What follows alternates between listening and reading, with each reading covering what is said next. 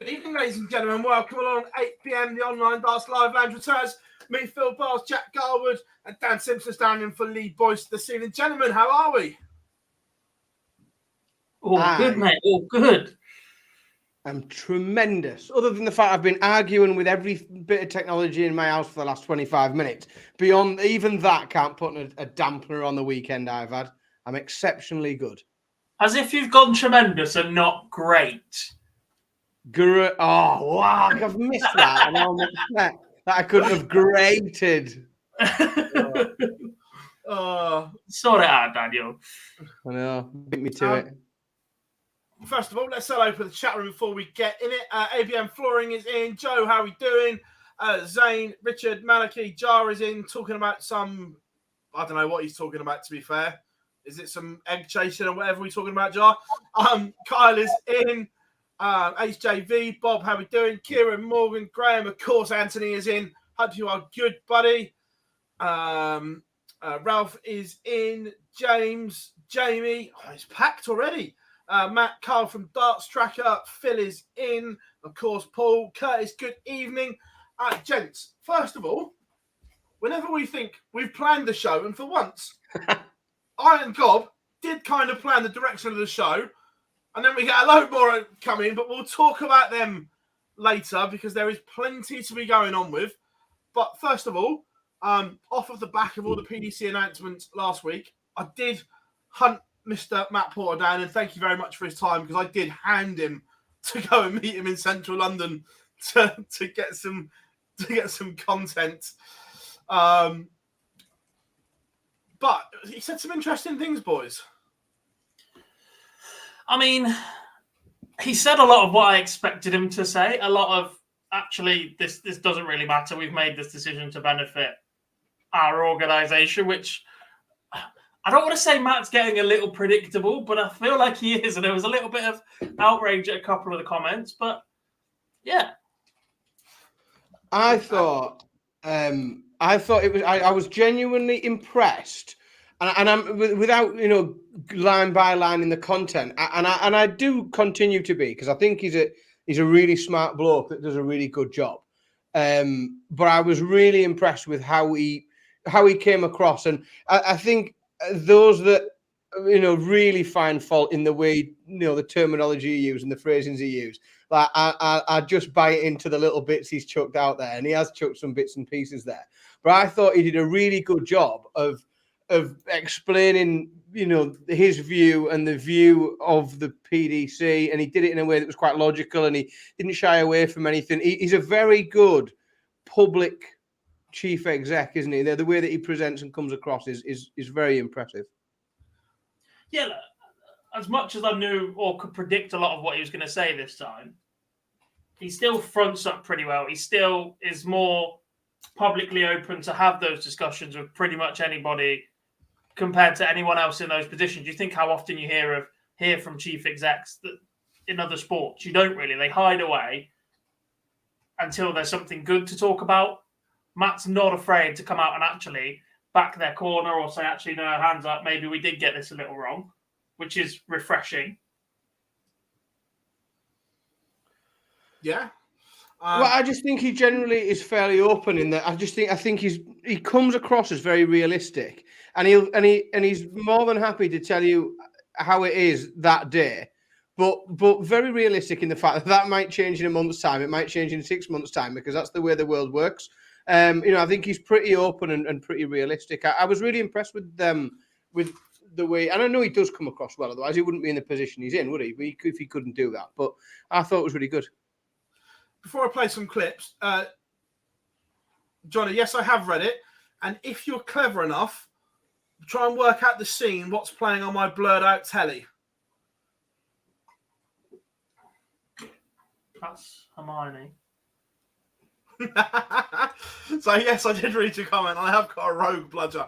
Right, we've got a couple of clips to play. Now, I can't remember which way round they are. So, because I just named them clip 1, 2, and 3. So, we'll go through them and we'll analyse what he says. I can't remember the order. Well, obviously, the WDF have made the decision to move their World Championship prior to Alexandra Palace, which has obviously changed the dynamic of things because clearly it's the second event that always has to make the decision. So we've never been the second event before. We are now, and I mean second in terms of chronology. I wouldn't say in terms of anything else, if I'm being brutally honest, but we're the second event in the calendar.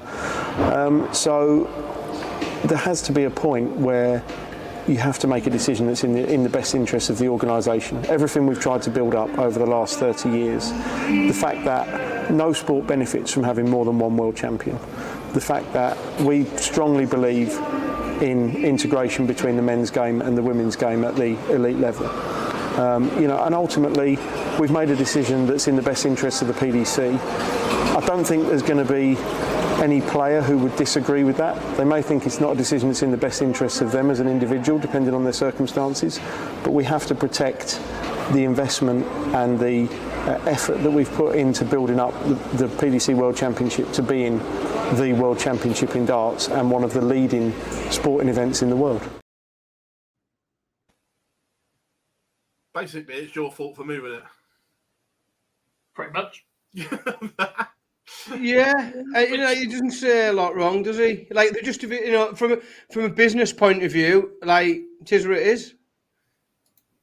Yeah, it's a handful as well, isn't it? It's not. It's a handful of people. I was looking at it. Obviously 2 confirmed, potentially 5 if everything goes the way it could. I think I looked at. So yeah, look, it's not, with qualifiers and things. It's not a massive amount. Interesting though, a matchroom employee advocating for not having more than one world champion. I think there are several other matchroom employees. Him and Eddie are going to be at each other next week. Trying to get as many world champions as possible. But yeah, look, and I did like that. As soon as I said that line straight away, I love that line. And everyone knows my thoughts on that. We won't go into it, but we'll play clip number 2. I know the Premier League clips. I've got that separately, but let's play this one. Under the way the rules are written, that is correct, yeah. Is there an amendment coming to that? Because obviously so much was made last year about having 3 women at the World Championship going forward, and to only have 2 the first year back surely is a backward step. It's a good question. It's a difficult question. It's one we've been toying with because obviously we wanted to have 3 women in the women's world in the World Championship from the women's series and the women's world match play, but we have got a rule that's written in black and white that says what will happen. Yeah. It wasn't a rule we ever thought would particularly need conversation because this isn't a scenario that was relevant at the time. We meet with the PDPA and we discuss the rules. They're generally for the following year. We don't like to change rules retrospectively. Quite a lot of people on Twitter don't like it when we change rules retrospectively. The rule it currently says what will happen, and that's probably all I can say on it at the moment. There was a couple of bits in there that I picked up on straight away. The words currently written and the rule as it stands. Well, did you see his face change when there was a follow-up question as if to say, bugger, I have to get away with it. When I asked him, is there an amendment coming? Right now, Philip. Well, if I'm being honest, I know we don't particularly, and Matt said it there, look, we don't like it. But in this case, if there was an amendment to ensure 3 women are at the World Championships, I'm not necessarily against that. It's a very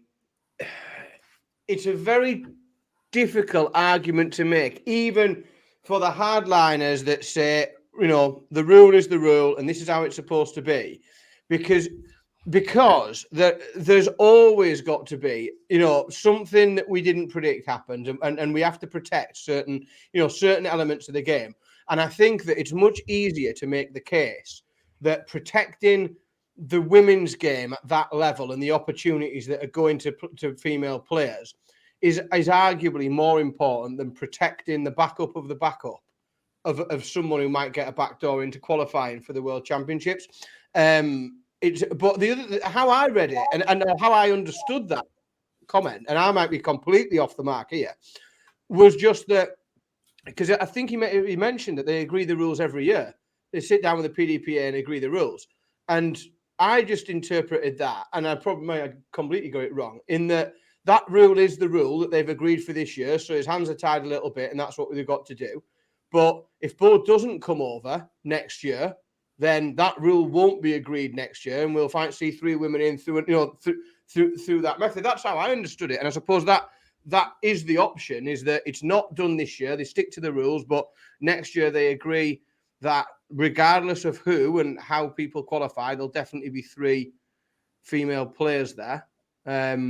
I guess the issue that they've got is that they did change the rules last year, or they have announced rules incredibly late. Whether or not they say they've changed it is a different matter. But we had that amendment last year, didn't we, to basically get Phill in after winning the women's match play, after they basically admitted it was their fault that she hadn't qualified because they'd taken her on the World Series and it clashed with the Women's Series, and that wasn't ever a consideration of theirs at the start of the year.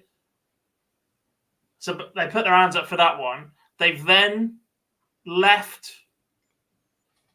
the spot that Jeff Smith would have earned with the CDC, rather than sending that to the PDPA qualifier. Now, whether or not that was written differently, I don't know. It is, Matt explained that in the interview. It is written differently because it involves tour card holders and the women aren't. Yeah. So it's written differently. I watched that as well. That was a bit silly. But the thing that I'm quite pressed about is for a person that says they're no longer on Twitter at some point during that interview, he mentions public opinion an awful lot. Because it gets talked about in the office. He's got people that work for him. They still speak about it in the office and stuff like that. Yeah, but I love that he's so open, but actually it is quite interesting that is sneaking more and more into his interviews and his thought processes and his justification of things. Is we understand there's in their words, a vocal minority. I'm not so sure that's the case for the Premier League, by the way, whether or not I'm now about to be strolling about with a keyboard strapped around my neck. It's a different matter. But it is a little bit interesting to see that actually they are just pushing that off as, well, actually, there was a big opinion on it, but we're just going to say it's keyboard warriors and we know best. But, I mean, in reality, it is, isn't it? I have no problem with saying that. Like, they provide a product, right? And just sitting there going, well, we know what the fans want better than what the fans want. I'm not so sure. I would suggest that his barometer for that is probably different to, and I get that, in the modern era, social media and, impressions and all the views and clicks and everything else is very, very important. But I would suggest that while they are selling out tickets for events in the way that they regularly seem to be at the minute, that's what he'll really care about.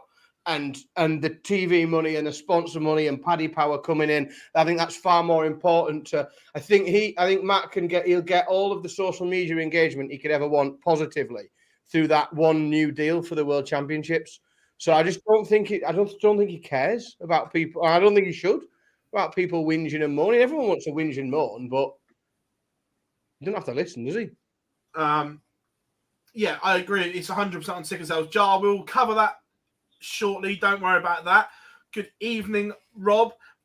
Bill, Bo cannot wait until the Grand Slam. There is...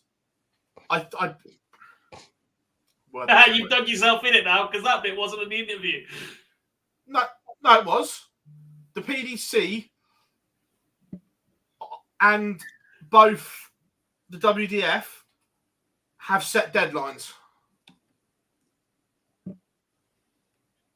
So it cannot wait until the Grand Slam is done. It will be decided before that. If we're being honest, looking at news that has broken today, I think the decision has been made. We'll touch on that shortly because what time did I pick up that this morning? Yeah. I But also, do we? Is it easy to read too much into what's on a poster that someone's knocked up? It is, but when members of when other members were taken off around her and then sharing it as good news earlier on today. Well, fair enough. Look, this morning, the giveaway for me, we'll touch on the actual announcement later on, but the giveaway for me is that I think Bo is picking Lakeside, is the WDF updated their cover photo on Facebook this morning with their new image of World Championship players. Luke Littler had been taken off and Bo had been left on. Yeah. That was, what time did I put that in the chat this morning? It was early, wasn't it? Yeah. So, and then the announcement came this afternoon. So, look, we don't know that, but I think the decision is made. But even if it isn't, there are deadlines in place from both organisations. But we're going to play Matt's last clip now, which was upset a lot of people. No, we're not looking at anything significant this year.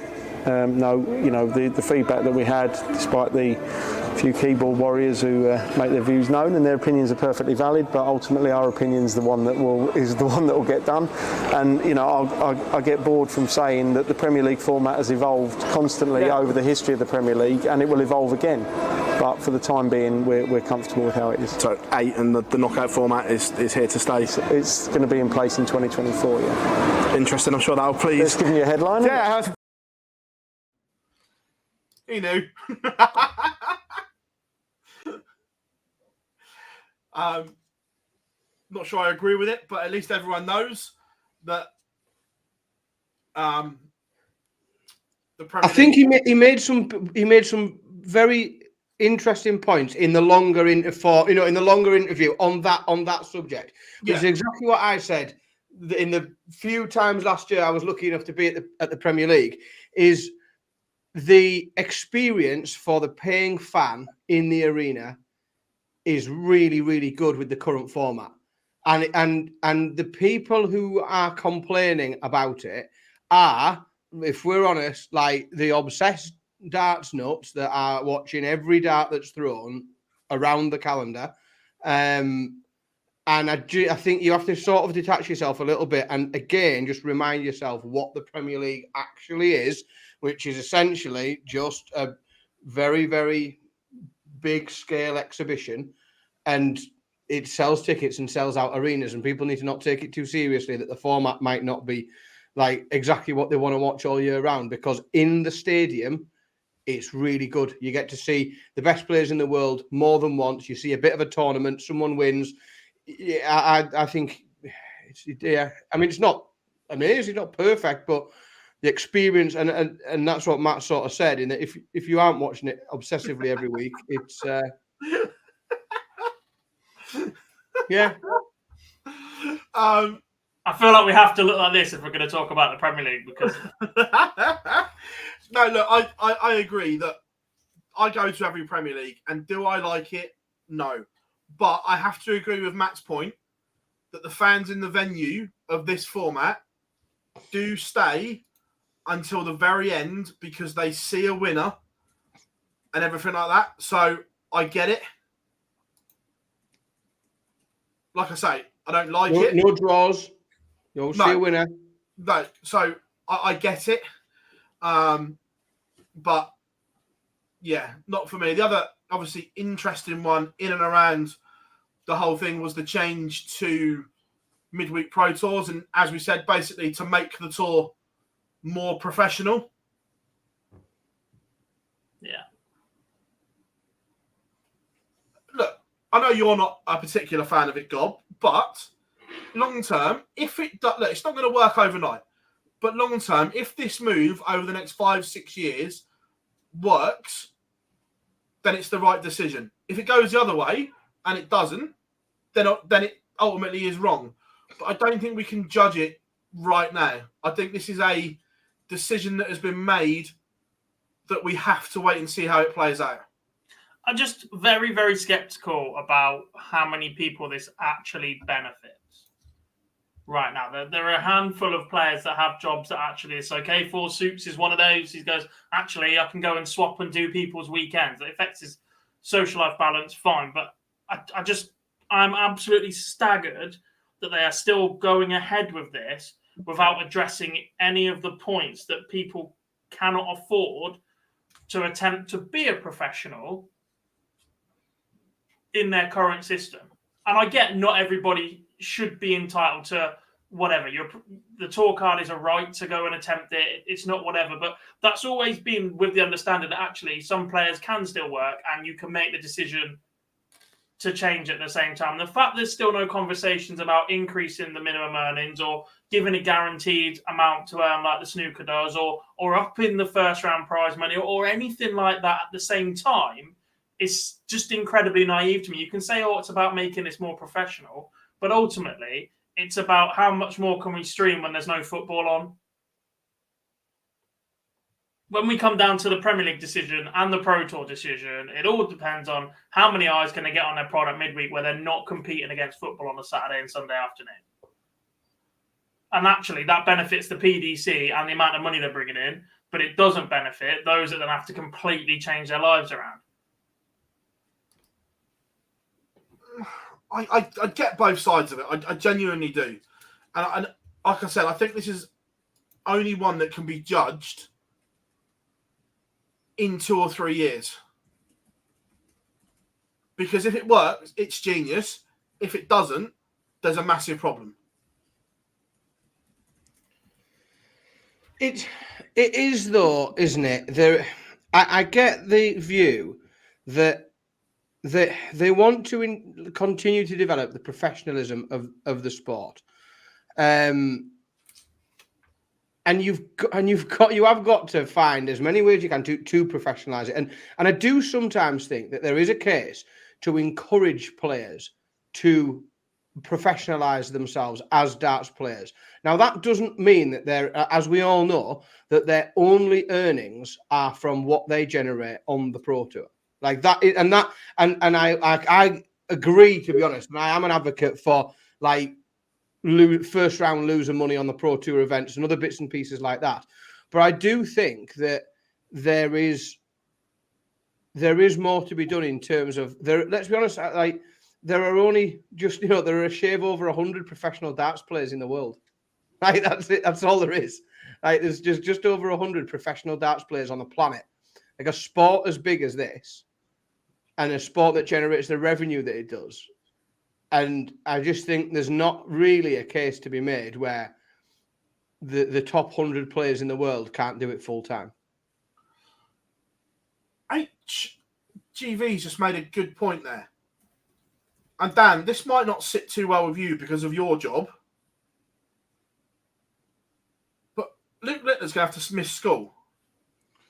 Luke Littler's not going to school. He told us he's pulling out. I was about to say, look, he's already publicly said that darts is now his life. But you do still have to remain in education until you're 18 in the UK.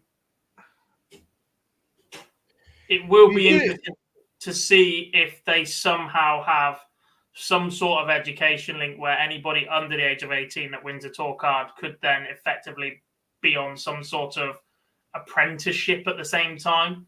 If they could expand their coaching or whatever else, you know how they do in things like America, where they go to college and they're still in education before they can go and do any of that. Like all the little that system exists in all sports. If you're professional sports, football, rugby, all those sort of things, you do see lots of people, coming out of full-time school at 16.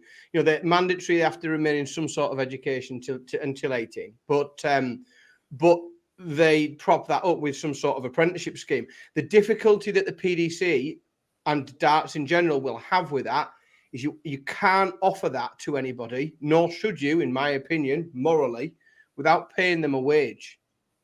Yeah. Whereas nobody is going to pay a downside to Luke Littler and say, don't worry, son, you can do this apprenticeship in being a professional sportsman, so you don't have to be in education.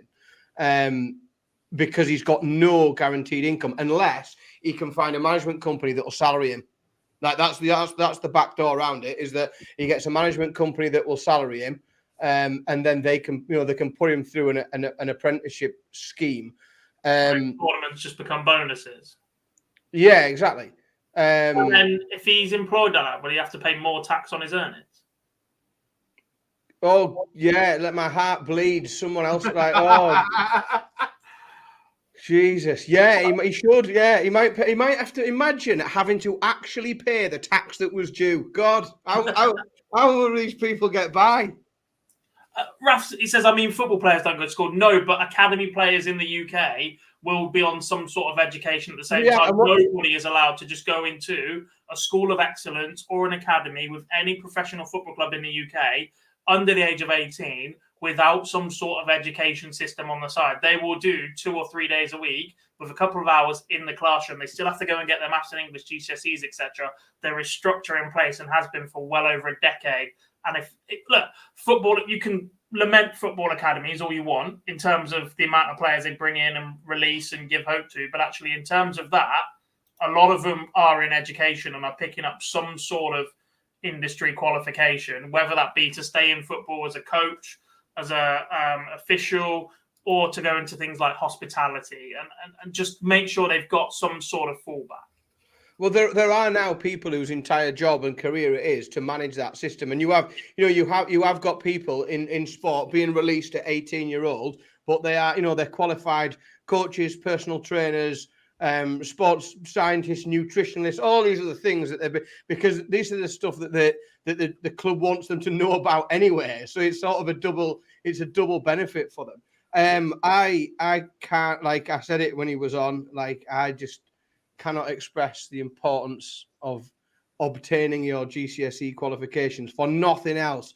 It's just like, I get that he's probably going to earn loads of money from playing darts. Like, of course he is. But like, life's odd, innit? You can, life's strange. You could injure yourself and all of a sudden can't throw a dart again. And you can't even get in, can't get in anywhere if you haven't got maths and English.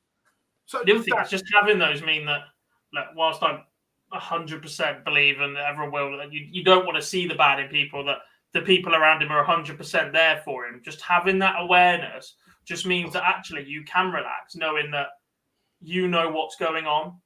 There's nothing worse than having that lack of education, not knowing what's going on, and just being told something by somebody who 10 years down the line you find out is taking advantage of you. Well, yeah. I've literally seen it firsthand with somebody who was 26, 27 years old, not 16 years old. So, Dan, from your point of view, obviously working in the education system, what happens in February when Luke has 2 days off school on the 12th and 13th, and then another 2 off on the 19th and 20th, when he has the Monday, Tuesday off? What happens? So it generally varies from school to school. Like in all honesty, in that how these things are dealt with. The thing is, if he continues to go back and he has a day off here and there, then he's probably just going to have really shit absence record, and his parents might get a fine here and there for not getting him to school. And he might even get a bit of intervention where the local authority will go knocking on his door, because he'll be treated in the same way as that if you just tossed it off and didn't go to school, you were just hanging out in the arcade instead. If he comes out of school full time, like there is a mechanism for that. People do withdraw their children from school, and they do it. There is a legal way of doing it, but that requirement that everybody needs to be in some sort of education until they're 18, like that doesn't go away. Like, because you remove a child from school, you're essentially just taking responsibility for their education. And that could be that they go to some sort of alternative education provision. It could be that you're going to homeschool them. But you will start to get knocks on the door if you are just saying, my child isn't doing any education at all. But again, it's a bit of a postcode lottery. It depends on where you live in the country and what systems and services are in place. But it all depends, really. I'll tell you what, we've timed that to absolute perfection, because as if by absolute magic, the one, the only, Mr. Scott Williams is here. How are we doing, buddy? Hey, yes, sir. How are we going? Are you all right? I'm good, mate. You? Oh, bloody fantastic! Yeah, absolutely knackered, but enjoying life. I was going to say, in Prague Budapest yesterday, back home, playing your local league tonight and jumping on the live lounge. Up the Dragon, that's tonight. Yeah, jumping on the lounge, trying to play darts. I might as well just kick them at the board tonight, if I'm honest with you, the way they're going. Are you hidden in a car because you don't trust your teammates? I'll be honest with you, it's one of the busiest finals nights we've ever had, and I'm in the final of everything. I'm winning everything, so I'm surprised anyone's turned up, if I'm honest, because they're all sick. They're just sick of me. But I'm just hiding in the car because it's the only quiet place I've got anywhere in the 150 metre vicinity of where we're at. So thought I'd pick somewhere quiet for you guys. Look, the weekend, the real Scott Williams has finally turned up in 2023. It's been a difficult year, but you must be delighted to start winning games again. Yeah, I'm obviously really happy. It was the first time I felt like I felt last year, where I wasn't playing overly fantastic. I was just doing the right thing at the right time, a couple of 180s at the right time, a couple of nice free dart checkouts at the right time, just to get me, put me ahead. And that's how it was last year for me. I wasn't really a world beater last year. I just did a lot of stuff at the right time, and it's finally turned up again. So yeah, I'm really pleased of just how the weekend went. Yeah, look, it's been what do you put the change down to? Because obviously last year you had the golden ticket where you could play in everything because you'd forged that opportunity for the Challenge Tour, getting called up to the Pro Tour. And has it been tough only playing PDC events this year? Yeah, that's been the toughest. That's been the toughest part. Is everything I did last year. I was literally going from one event, 2 days off, into another event. I didn't practice at home. I didn't need to practice because I'd just turn up that morning, have a couple of hours, and I felt good. And then I'd go play for England, and then I'd go back. And I remember when I won my Pro Tour, I literally got the flight from Frankfurt straight over to Glasgow to play for England that weekend, and I played absolutely phenomenal there as well. So it just carried on, and it was just a snowball last year of always playing. And this year's just been so tough in the fact that I can only do the elite stuff, which is really it's not lowered my game because I'm still chucking okay. Up till recently I'm chucking really well, but just not been getting any luck or any wins or anything, which has been really frustrating. Averaging 97 against Martin Clearmacher, losing 6-5, averaging 98, losing 6-5, averaging 99, losing 6-5. And I'm like, what have I got to do to get that win? But it's this weekend just helped me out a little bit, really, in the confidence side of it. Do you go on, Gil? Did the recent announcement from the PDC about midweek Pro Tours change your outlook for next year in terms of how often you're going to play? Are you going to start eyeing up maybe some more local events at the weekend, which is when the Pro Tours tended to be, that sort of thing? For me personally, I mean, it works out better for me to have weekends because me and my wife have got 2 small children. She works full time. Now we've got to rely on grandparents again. These guys that are coming in this year and fighting for the tour cards, they've now if they've got jobs on the side, or they're now having to take holidays and waste of time. So I personally understand what Matt's saying about it's meant to be an elite sport, and it is meant to be an elite sport, but the whole thing with the PDC is that you need sponsorship or you need a manager to help you through. And if you're not winning, like I haven't won a massive amount this year up until the last couple of weeks, you're going to really struggle. So it's for me, it'll be fine for me in the long run, but I can see it being a bit of a problem for a lot of the new players coming on board. And like I said, the ones that are kind of struggling a little bit this year with money wise and. But we'll see how it goes. I'm just happy to be involved, as they say, very cliche. Just happy to be there and be involved in the elite and just get on with it, don't you? You get told what to do and we do it. Given your success at the relative amateur level last year, obviously you were playing for England, decent runs in the Moda Super Series, obviously the ADC keeps growing. Do you still see yours and a lot of those players' future in the PDC, or is there seriously a viable option outside it now? Yes, the option outside it is just as good as playing the elite level. Obviously, I'm quite lucky in the fact that what I'm doing, how I'm playing, and what I did last year, set a benchmark for myself and just put that you know, the ranking money there just so I can just work off it year by year now and just add on. Whereas the new guys that are coming in and the people losing the tour cards this year, they're not going to be as disappointed this year as they were maybe 3 or 4 years ago into losing their cards and pushing really hard at Q School. So it's darts has got so big since pretty much since COVID. Darts has got massive since then when the Super Series Live League and whatever took over. The ADC, or MAD, what it was a couple of years ago, and the ADC got massive. You know, Scott Hunt and Brownie doing bits with that, and fair play to them for just making it bigger and making it attractive as well. That's the biggest thing, is making people want to play it and want to be involved in it. I like that. Interesting take. Also, the DRA notes were published. We picked up Mr. Suter on this last week for his COVID party in Milton Keynes. I heard. Yours came through for your gesture as well, and yeah. Take it on the chin. Yeah, only the gesture. The one where I said the F word to Polly, not to Polly, obviously. Yeah. I wouldn't do that to Polly. Everyone loves Polly. In conversation with Polly, yeah, that one never come up, and I had to pay that one. So, I mean, I don't know why I'm telling you guys that Matt's. yeah, I took it on the chin. Obviously, I knew what I did at the time. I think I spoke to you guys about it, especially you, Phil. I spoke to you about it before anyway. Where it's my first ever time on Sky, first ever time on TV. Just Ed wasn't there. I say wasn't there. It was like, I can't believe I'm here. I just thought I was just playing anyone in my in my garage and just get on with it. But yeah, 125. Yeah, 125 a finger. Oh, hello. Sorry, the light's gone off. That's all right. There we are. Yeah, 125 a finger. Yeah, I'll take that. What's it like for a player when that DRA letter drops on your mat? Is it soul destroying, or is it here we go? Nah, you just get it's the conversation when obviously you leave conduct, half of it you leave it to your manager, and the manager sorts it out and then he tells you. It was the timing of the letter that was, I think, a little bit uncalled for.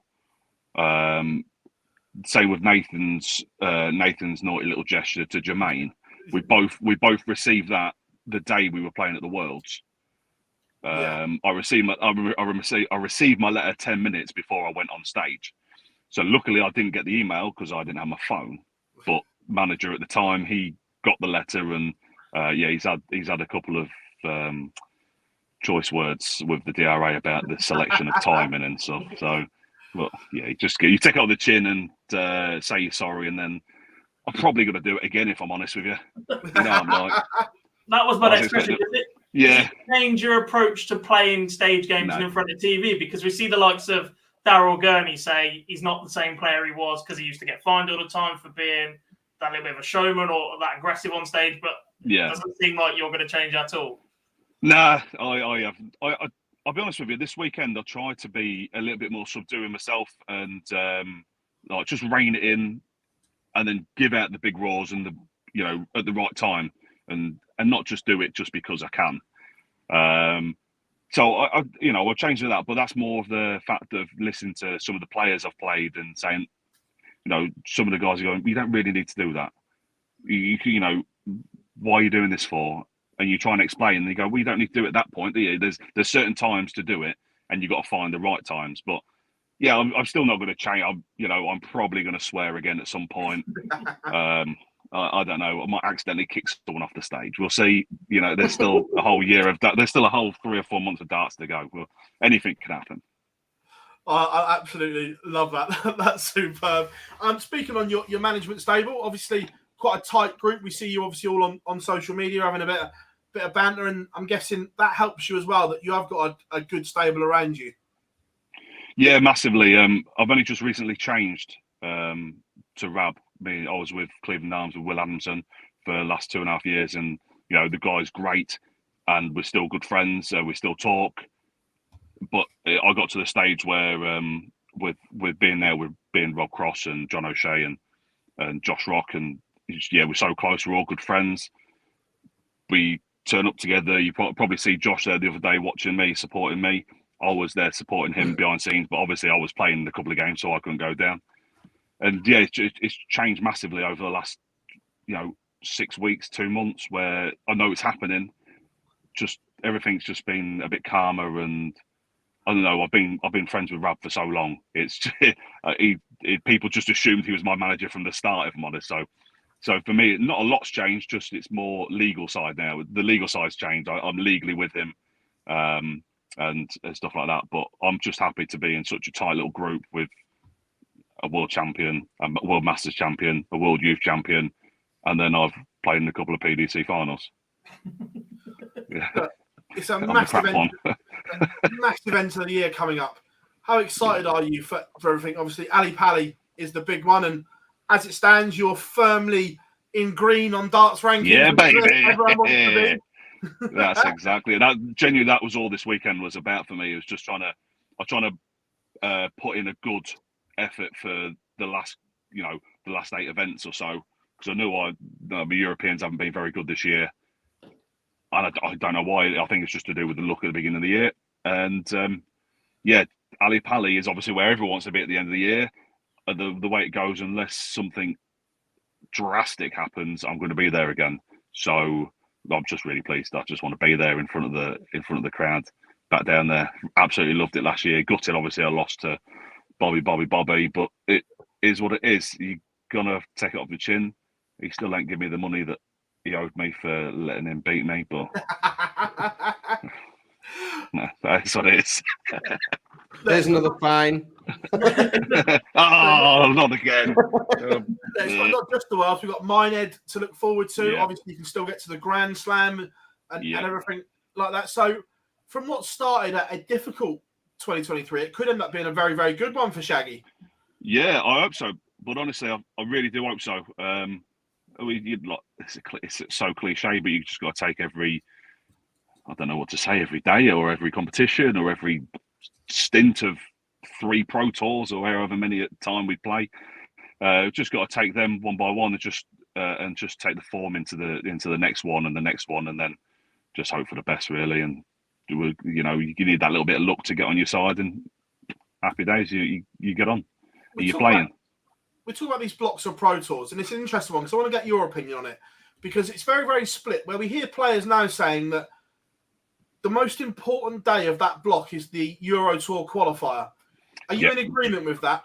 Yeah. And does that take away from the Pro Tours? Yeah, a little bit, because it's a weird one, because the Euro Tour is probably the most important, especially at the beginning of the year, because 2 games you guaranteed the 1250. Oh, stuff's turning on. Sorry, car's turning on for some reason. The 1250 you're guaranteed for winning the 2, maybe 3 games if you're unlucky to have that prelim, but then it gives you, because there's more money in the Euro Tour, and then it cements yourself more in the Pro Tour rankings and pushes you up into the Euros and stuff like that. So yeah, especially for the first probably definitely half a dozen to 8 or 9 Europeans, it's massive. Just try and get yourself at least half of them to put yourself in a good position for what's coming in the year, because I could potentially have missed out on Ali Pali because I lost in the final 6-5 to someone, and there's 1250, and it's a massive difference. It's a huge difference. But yeah, Euro Tours, they could pick a couple of better places to go to, but that's just me. That's just my opinion, by the way. Hashtag. Oh no, I'm with you. Some of those German ones are a nightmare to get to. Yeah, it's awful. I'm with you. Glad they got rid of Jena. Trier. Oh, Trier wasn't too bad. I enjoyed Trier mainly because I won. But but Jena was really hard work. There's no real nice airport to go to, and then you got to travel to Nuremberg, and then you got to travel for another 2.5 hours on the train, or pay €500 to some taxi driver that's probably going to put you in a ditch somewhere. So you just just a couple of nice ones. Looking forward to Basel, if I can get into that one. Prague, even though I gutted, I was so close to Prague this year. I just played awful against Vincent, the worst average of the year. But Prague would be nice. A couple of the German ones in Munich and Leverkusen. I like Leverkusen. That was my first one. But just being a part of it's just massive. You need to be in the Euro Tour stat to win and be successful. Do you target specific events, like you're just saying, they're ones that you want, or is it just take what you can get when it comes to just how financially lucrative it is? Me at the stage I'm at, Jack, is I have to take them. I have to take what I can, and when I know for a fact early on there was a couple early on that Chris didn't want to go because it's just such a ball ache to get to. He didn't go. And he didn't need to qualify, so he went into the next one. But that's where he's at in his game and where he's at in the rankings. He can pick and choose them little events. Them ones, if you know, I tell you what, I'm not going to bother with this one. It's from going from Newcastle to this airport is a bit of a arse ache. It's there, but for me, I'm so close to I'm close to about an hour and a half away from Stansted, hour and a half away from Birmingham, 2 hours away from Heathrow. So I'm so close to all of them. I just try to get through as many as I can, which is not very successful this year. No, but better days are coming. Do you spend a lot of time looking at the rankings or anything? Because you've mentioned them a few times in terms of getting yourself into the world. Like, is darts rankings one of your top used ones? Every time I sit on that toilet, it's an by accident. I'm trying to look at reels on Instagram and Facebook, and then dartsrankings.com pops up, and I'm like, oh, what's this doing here? Oh, where am I today? But that's how I'm like. But I jumped up 4 places this weekend, up to 52 now, career high. I don't know. Where am I? If you look at the link, to be so honest, it's normally like, nah, you just turn up at events and see how it is. But you're the first one to go, yeah, I'm literally no. I love stats. As soon as a lot of time, as soon as I finish playing, I want to know like my doubles, how many. If I won, obviously I've hit 6 doubles most of the time, but I like how many attempts did I have, and then how many 180s. etc. So I like to know the stats, and I'm not because it gives me a nice base of how I'm playing and what I need to improve a little bit. My practice games have changed completely this year or over the last couple of months just because of the stuff that I'm not very good at. So I'm making that better to make me better. So for some people, ain't bothered. They just go up there and chug. Like Cali Menzies is one of them. I actually love the bloke. He's an absolute nut job, but he doesn't care. He doesn't care. He just turns up. Probably 3.5 minutes before he's meant to chuck, you go, anyone see my darts? And probably Fallon's there. She go, oh, here they are. You go, oh, nice one. 112 average, cheers. And yeah, cheers. Yeah, I'll take that. Yeah. Before we let you go, Alexandra Palace, what can we expect from the Scott Williams wardrobe? Because I know last year you struggled to get the trousers that you wanted. So have you started planning early? So the trousers I wore this weekend were the same trousers, not the same. Obviously, I bought a new pair. I'm not an absolute scrap job, right? But I actually managed to find them again. So I wore the same pair that I've worn before. But I'm currently looking for a tailor or a company that can make me bespoke trousers. I've got a couple of ideas that I've got on my computer that I've put together that I want on trousers, just liven it up. I was close to wearing my shoes this weekend as well, but I was practicing in my trainers all day, and I was like, I don't want to mess my juju up, so I stuck with them. But yeah, I'm going to try and I'm going to glitter beard, baubles. Are we going to get maybe? if you can get them? Yeah, Christmas. No, maybe, but I don't want to. Obviously, I won't go as crazy as. I won't go as crazy as Peter and do stuff like that. I can't do that. It'll be yellow and black, whatever it is. But it'll be obviously, I'll try and make it look as interesting as I can without making myself look like an absolute knob. Fair enough, Scott. I know you've got games to go and play because we had a short window to get you in, mate. Massively appreciate it. Cheers, guys. Thanks. As always, buddy, and good luck in your games this evening. Cheers, boys. Cheers, buddy. Thank you very much. Bye-bye. Yeah, mate. Ciao. Let me just reorganise that, and there we go. Scott Williams, everyone. I'll tell you what, that was refreshing. Just an absolute character. Yeah. And I hope the PDC are watching. He hasn't got a dart show on. He didn't have a dart show on. He was fine. I'm totally loving how much time he's spending on darts rankings. I'm very surprised by that. Knew it like that.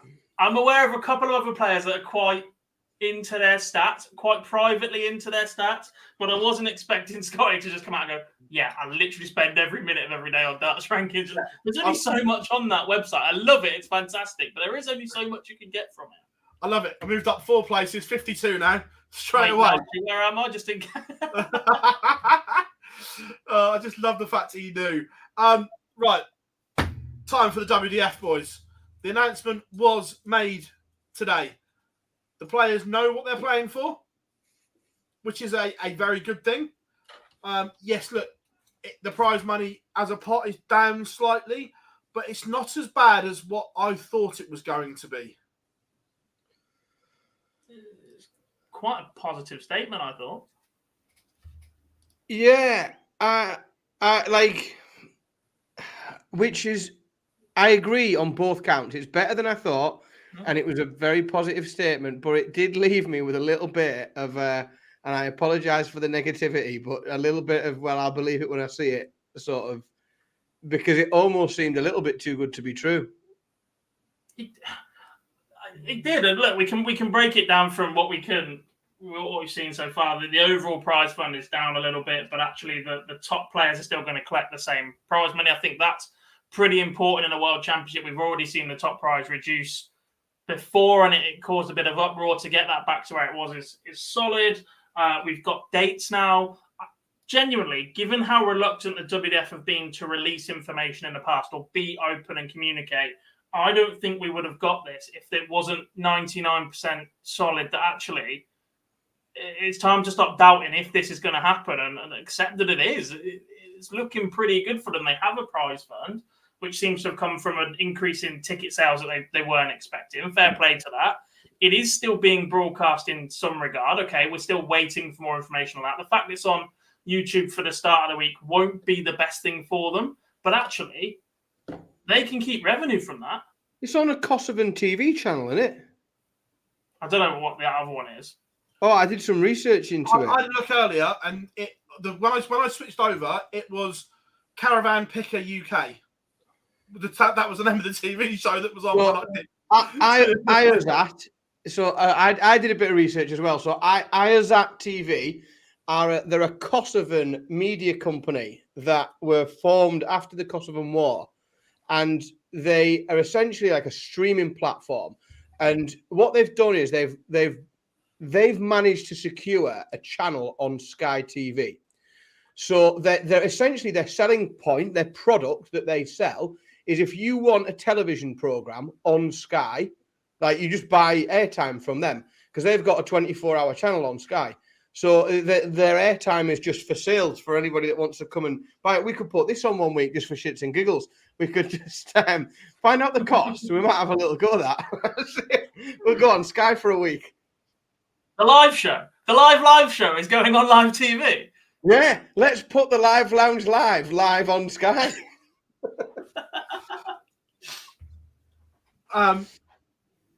Interesting. I like that. But yeah, look, first of all, the prize money. Look, my only negative, and I don't mean to and I don't want this to come across as a massive negative because it's not. My only concern is the lower end prize money. Is that enough for the international qualifiers to travel? And there's a lot of them as well, isn't there? Like, That's the thing. There's a lot of them, and the likelihood is they're not going to win it. That they've qualified, which is brilliant for their CV and their achievement. But is £1,000 enough for round one to get them here? Because effectively, if you're coming from Australia or America, that's your flight. Well, that's what I was about to say. It's not going to get Ben Robb there and back, is it? Like, it's not. He's not even going to get him there and back. No, but I guess that's where you've been building up all year. You've been building a name for yourself through your various associations. A lot of them will have things in place to get you there. We know that the DPA and DPNZ have always been pretty helpful in terms of getting their players so far. I understand that where they are, they've helped fundraise and that in the past. And there is that little bit more of an incentive now to go and compete and earn yourself some prize money. Ben Rob's 2 games away from making a big profit. He's also a couple of games away from going to Ali Pali, but that's another story. Yeah. And look, he gets that decision, and that one's made, isn't it? Like, the guarantee of first-round prize money probably changes a lot of those people that are in that conversation, i.e. Luke Littler, etc. The one that changes massively is Bo's decision, because 25 grand to win the Women's World Championship, of which she is a heavy favourite. Her form in the Women's Series that basically includes everybody that's going to be there competing at the WWF World Championship, minus a couple of international qualifiers who, without being disrespectful, we haven't seen massive things from them over the last year or so. The Japanese player that's replacing Makura looks steady, but actually hasn't been one of the 3 or 4 that's ever travelled to the Women's Series, so we haven't really seen a lot of them. The ones from Australia and New Zealand, we've seen Corinne Hammond and Tori Kewish make a bit of a splash before, but actually in terms of the level they're producing back home, where the women's game has jumped up so much in the last 18 months, I'm not sure they're going to make a similar splash in that regard. It's basically, how far does Bo back herself to be guaranteed to get through, given where she's seeded? And it's not looking at least semi-final, final. There's something very wrong. She should be going, right, this is pretty much everybody else's. This is mine to lose. And whilst it's not as simple as turn up, get paid 25 grand, if she gets her head down for a week, she will walk away with 25 grand. She is that much better than everybody else that's going to be competing at that tournament. Oh, especially over a distance where she has time to have a lull, but then turn it back on again. The other one that could be affected, though, so they've listed on they've posted the updated players list today, and they've named their replacements for Luke Littler, for Richard Veenstra. Like they've named who the replacement for each player is. But interestingly, if the confirmed seeds, top 3 is obviously Bo's in there, Aileen de Graaf and Lisa Ashton. Now, if there is a rule change that allows an additional women's player from the women's order of merit to play at the World Championships, because Bo isn't playing, that next person ranked as it stands today is Lisa Ashton.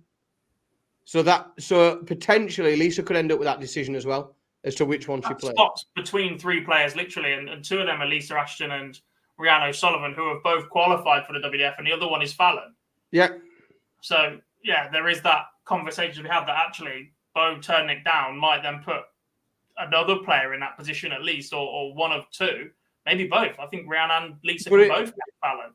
Let's be honest, but potentially as well, what it does for Bo, if we're honest, is that there are a handful, if we're being really honest, there are a handful of people in that entire field that maybe could beat her, in that tournament.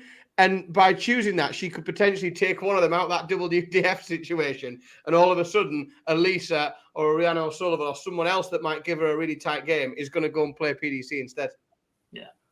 Well, I know Anon says it was 1K last year as well. I know that. But with the cost of living crisis, it is so much more expensive to travel than what it was in April last year, was part of my point on this.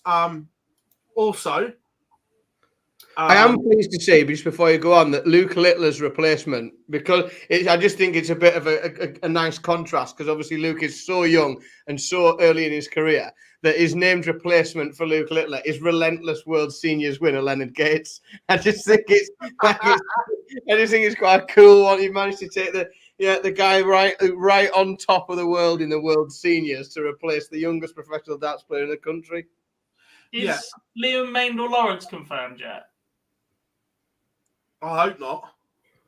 I wasn't going to be that harsh, but I wasn't in it. We need to start at 7 in the morning. I know he was one of the 5. I know he's close. Also, someone has asked, do they get... No, they say the players have to pay for their hotel. And I'm not going to tell you how I know this, but I do, because it's my job. if they want to stay at Lakeside, it's at a reduced rate of £70 a night. That's quite reasonable. Can they accommodate everyone there? They get one room each. They get one room each. Deadline, and then they can book more in if they need to. Anyone would think you read the same thing as I had, Gob. I don't know what you mean. I tell you what, if they wanted to tighten their belts, even just looking down the players list, there's some hellish, like, you could pair some of these up into bunk beds and it'd be absolutely hilarious. Like, you could do a sitcom of that, couldn't you? Also, look, in the standard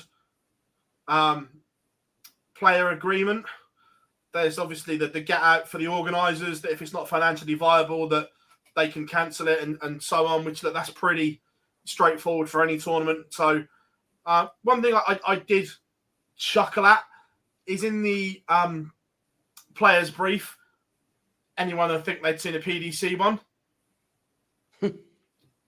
There's some very similar wording. Like, as in, I was going to copy and paste that. Saying nothing. As someone who has seen many World Seniors players briefs, I'm saying nothing. Did I see today that you've done the same copy and paste? While we're on the WWF, did I see today that Richard Ashdown is no longer carrying on his role with them? He stepped back from a lot of his roles last year, maybe early this year, which basically means that now he's getting where he has stepped back and isn't as involved. That's included being present on site for some of these events where he's doubled up as MC. Right. So for the first time, he missed Australia earlier in the year. This is the first World Cup he's missed in a few years as MC, whilst he's been on site to help with other things as well. Yeah. Is he not MCing it? Because I haven't seen that part. No, he's not in. He's not in Denmark. No, he hasn't even travelled. He's not. Right, okay. The other thing is, obviously, look, Richard is the best dart spotter in the world, and he gets a lot more work from TV stations now. He so obviously juggling that, because he spotting, he is incredible.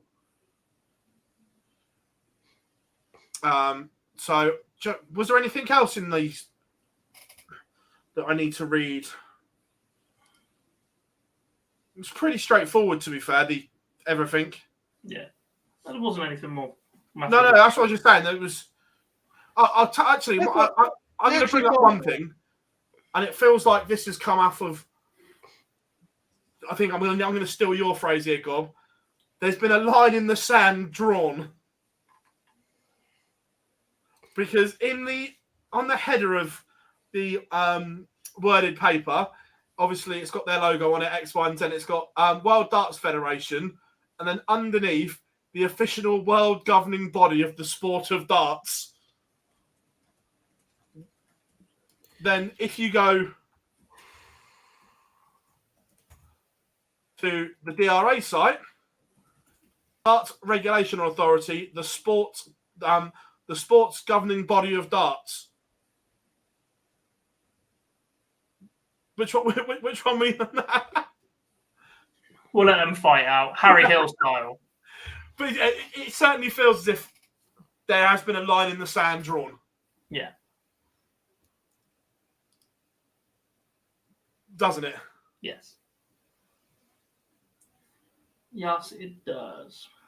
Because and this is going off topic a little bit here, but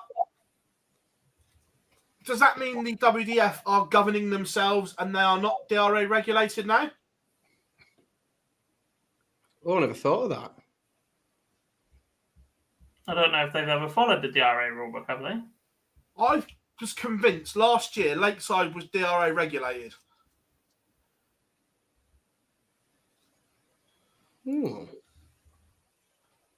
But in that player's brief, it also says there's a couple of paragraphs in there as per the WDF disciplinary regulations and stuff like that.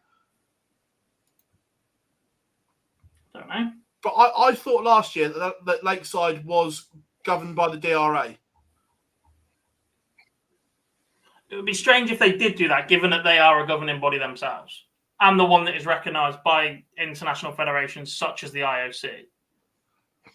like I said, I may have been wrong. I just. And whilst the IOC doesn't accept darts as a sport, they do recognise WDF or whatever as the governing body, don't they? They always have done, even when it was BDO, I'm sure.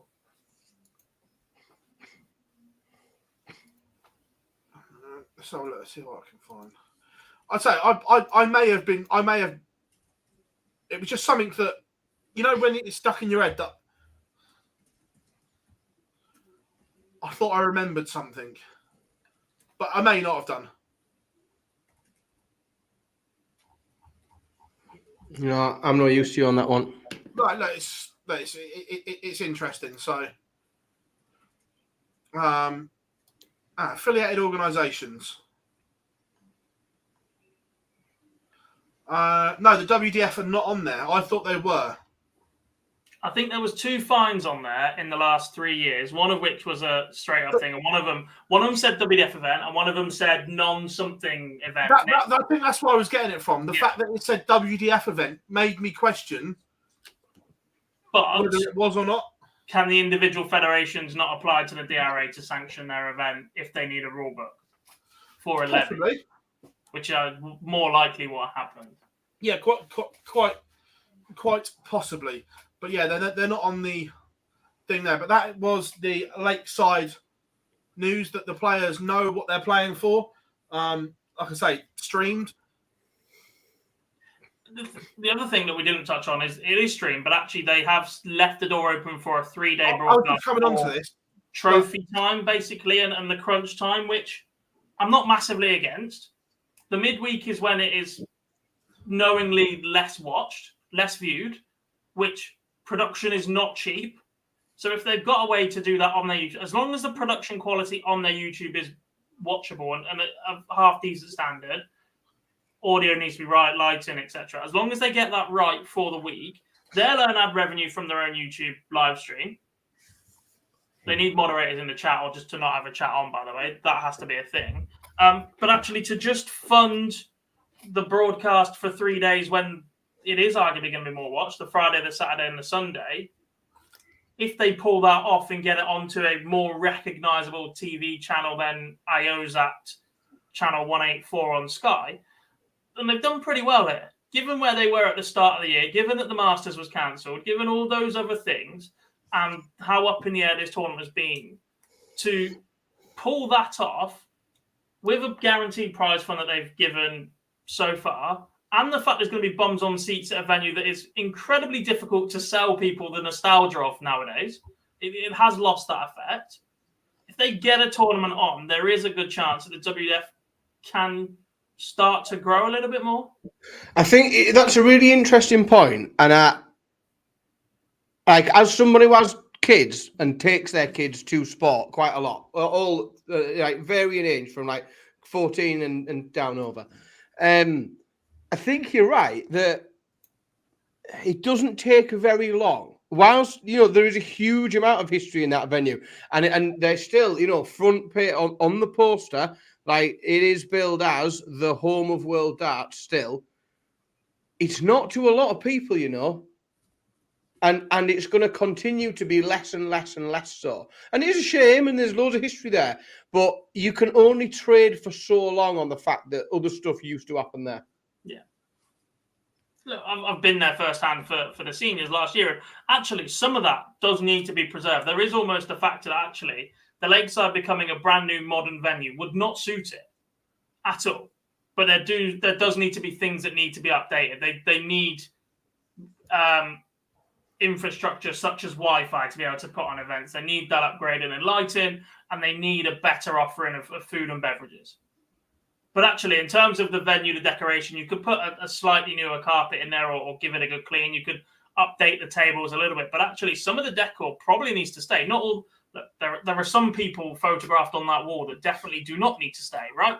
There's also some photos that need to come off the wall. They need to go immediately. Right? But actually, the rest of it, there is that. It's almost a museum at the same time, isn't it? In terms of actually, there is loads of history here. you can feel a bit of that history when you do walk through the doors, but actually the things around it need updating. If you walk into any museum in the country, they've got a gift shop that actually looks like a modern store with a card receipt, and they've got a cafe where you can go and have food and drink that isn't prepared from 20 years ago from a school canteen. Yeah, they've got decent Wi-Fi and a proper disabled toilet, haven't they? Like they've, you know, they've got, and there is. I'm convinced there are many ways of doing it whereby you do preserve the. I mean, Christ, there's buildings all over the country. I mean, look at Wetherspoons. Like there's, it's pretty much what they've done all over the UK, isn't it? They've made sure that like old buildings with plenty of history in them actually have. Like, I mean, granted, you have to walk for 14 days for a piss, but there is many ways to modernize a building and preserve its history at the same time, isn't there? Yeah. All I'll say is, Chris, not just those two symbols. There are some very shady characters, non-Dart related, still on the walls in that building as well. Now then. Timey Kangaroo Dance Sport. Jesus. Honestly, it was like when we were there for the seniors, we went hunting to see what we could find on the walls, and some of them it was like, wow. Yeah, it definitely needs a review. Or we should just keep doing events in the Northeast for the seniors, because I would much prefer that. It's the future of the seniors, I think. You'll like the news when it breaks then. Oh man, honestly, so I know we're bouncing around, but I've not been on since. The Barbican, I thought, was a brilliant venue for the seniors. I just thought the size of the room, the amount of people that got in it, I just thought it was absolutely spot on. Really, really, really good. If we can come back to the Barbican again, that would be mega. It was really good. One thing I will say as well, which I think is a massive thing for the Lakeside as well, and people might laugh at this, but that Jolly Boys Club at the back room gob also looks like it's going to stop, because on the players' brief, it is all players will receive 2 passes, access to Lakeside and players' room, a player and a player's guest. That is it, not the normal pack it out. For now, but I think that's during broadcast, etc. Post-broadcast, they'll whack a karaoke machine in there and they'll all be singing Kumbaya around the fire, won't they? That's what I'd make public as well, Phil. Like that's what I'd let people think was going on. That's exactly what I'd say. But yeah, that is the Lakeside. Also, the draw was done today. The World Grand Prix, boys, is upon us. I love the Grand Prix. I don't think you can find anything wrong with a Grand Prix. It's one of those where the format is intriguing. The draw is interesting because they only seed 8 players, not 16. So it's not the same players all the time. You can't hate this as a tournament. No, I agree. The only thing that I don't like is, and I know that this is what makes it exciting as well, but for a TV major, and a lot of people put this in the elite group of tournaments. It is. Best of 3 sets in round 1 is a little. I think it should be at least best of 7. Best of 7 round 1, do you think? No, sorry, best of 5 round 1. Sorry, right. I think it should be at least best of 5 sets round 1. I think that 2-0 is harsh. I don't know. I think it adds a real sort of knife edge from the get-go. I think it makes that first round really exciting. Like for example, like that match of Josh Rock against Michael Van Gerwen, like the fact that Josh Rock only needs 2 sets, and if he starts fast, he could knock out MVG. That's very exciting. Like I think it plays into the hands of an upset because you can have a big player, and I just think for me, it makes that first round a bit more exciting, and I quite like that. I don't know. I fully understand, but I just think because of how big the tournament is, I just think best of 5 for round 1, personally, but I understand it. Jan van Veen, you have to feel for him a little bit, don't you? Yeah. Look. That was painfully close. Yeah. It was, but I think he'll learn from it. He seems level-headed enough. And the thing is, look, he's that close in year one. Think how close he's going to be in year two. Oh yeah, and I mean, if he's a 2-year holder, then fine. But actually, as a 1 year level-headed young man that Gian is, I thought the bit he put on social media was quite well written for someone who was very clearly classy, quite disappointed. And actually, everything Gian has done so far in his career has been incredibly well thought out. He carries himself really well.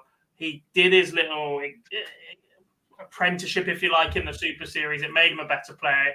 He's won Dev Tour tournaments. He's flying up the rankings as a pro as well. He's still going to get his education, which obviously we had that discussion around Luke earlier on. He switched on with he wants something to fall back on if darts doesn't go right. He's already overcome an issue with his action. And he's writing things as mature as that for somebody so young.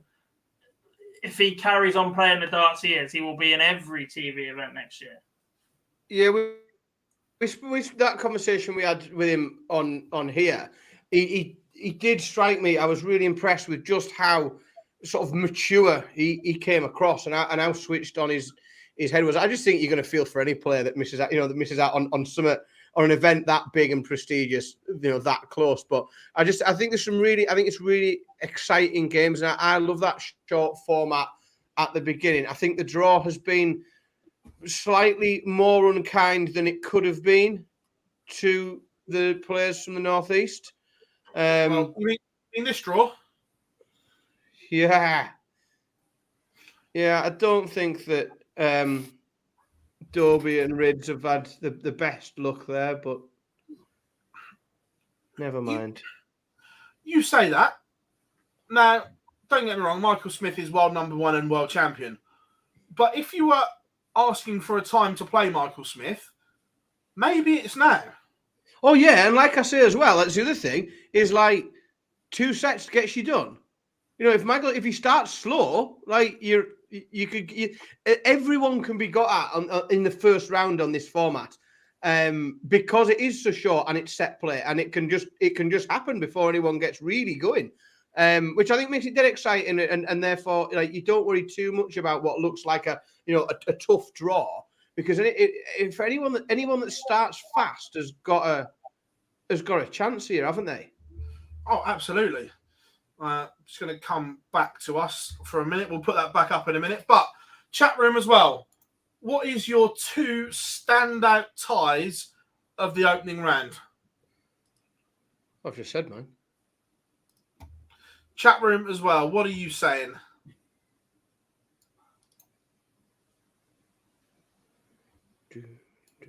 Why haven't you put the graphic in any of our chats?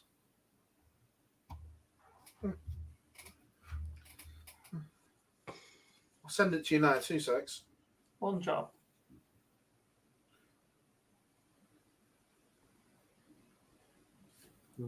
Oh, do you know what? What I can't find, there's not enough people do this. Somebody please make a bracket so I can see it better. For some reason, and I don't understand why, the 2023 World Grand Prix hasn't got a Wikipedia page. What's that about?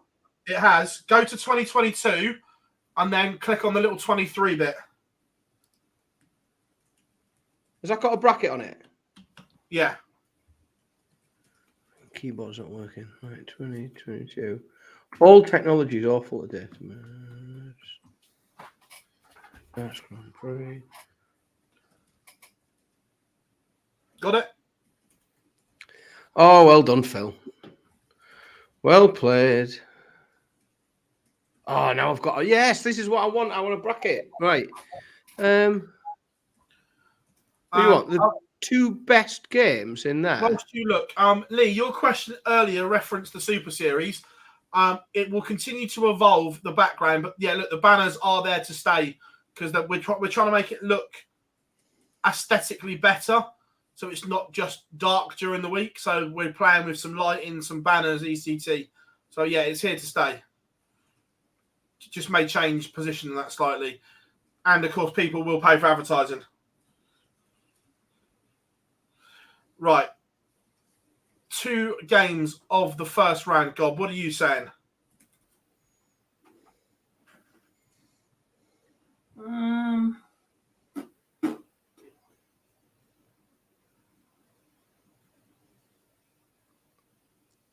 Johnny Clayton, Ross Smith.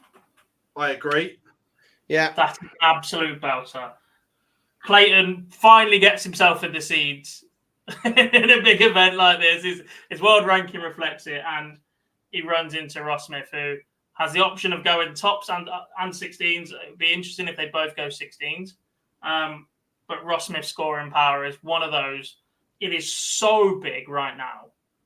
His scoring power is so dangerous that he can afford to miss 4 or 5 darts to get in legs and still chase people down. Don't get me wrong, it's not the approach you want for the tournament, but that's a potential for him against somebody who's been all the way in this one, whose double 16 hitting is so clinical when he needs it. It'll be interesting to see if Johnny can pull that one off. The other one for me is Rob Cross, Andrew Gilding. Is that because Rob Cross's record in this tournament is absolutely horrific? A little, and just that Gilding, UK Open champion, will want to go and back that up. If he goes and wins a second major, they cannot leave him out. What? I mean, how did you go there from I'm picking the tournament to picking Andrew Gilding to win it? What happened there? Because when you win one major, isn't it? Winning your first major is a big deal, but winning your second one to prove that first one wasn't a fluke becomes even more important. And if Gilding can pull that off in the same season, they don't have a choice but to put him in things like the Premier League. He's going to be it'll be incredibly difficult not to, etc. And it's happening this anyway. Is the format to catch people cold. This is the one where you get the big upsets. James Wade is notoriously one of the best finishers on the planet, right? His record in this tournament is shite. He's won like 2 first-round games in the last 8 years or something ridiculous. The man's won it twice. But his record in this is absolutely dreadful. And if you catch Rob Cross cold, despite the fact Rob Cross has been so good on things like the World Series this year, that's a chance for Gilding to get himself into this tournament. Then get a De Sousa or Gary Anderson. Things start to unravel.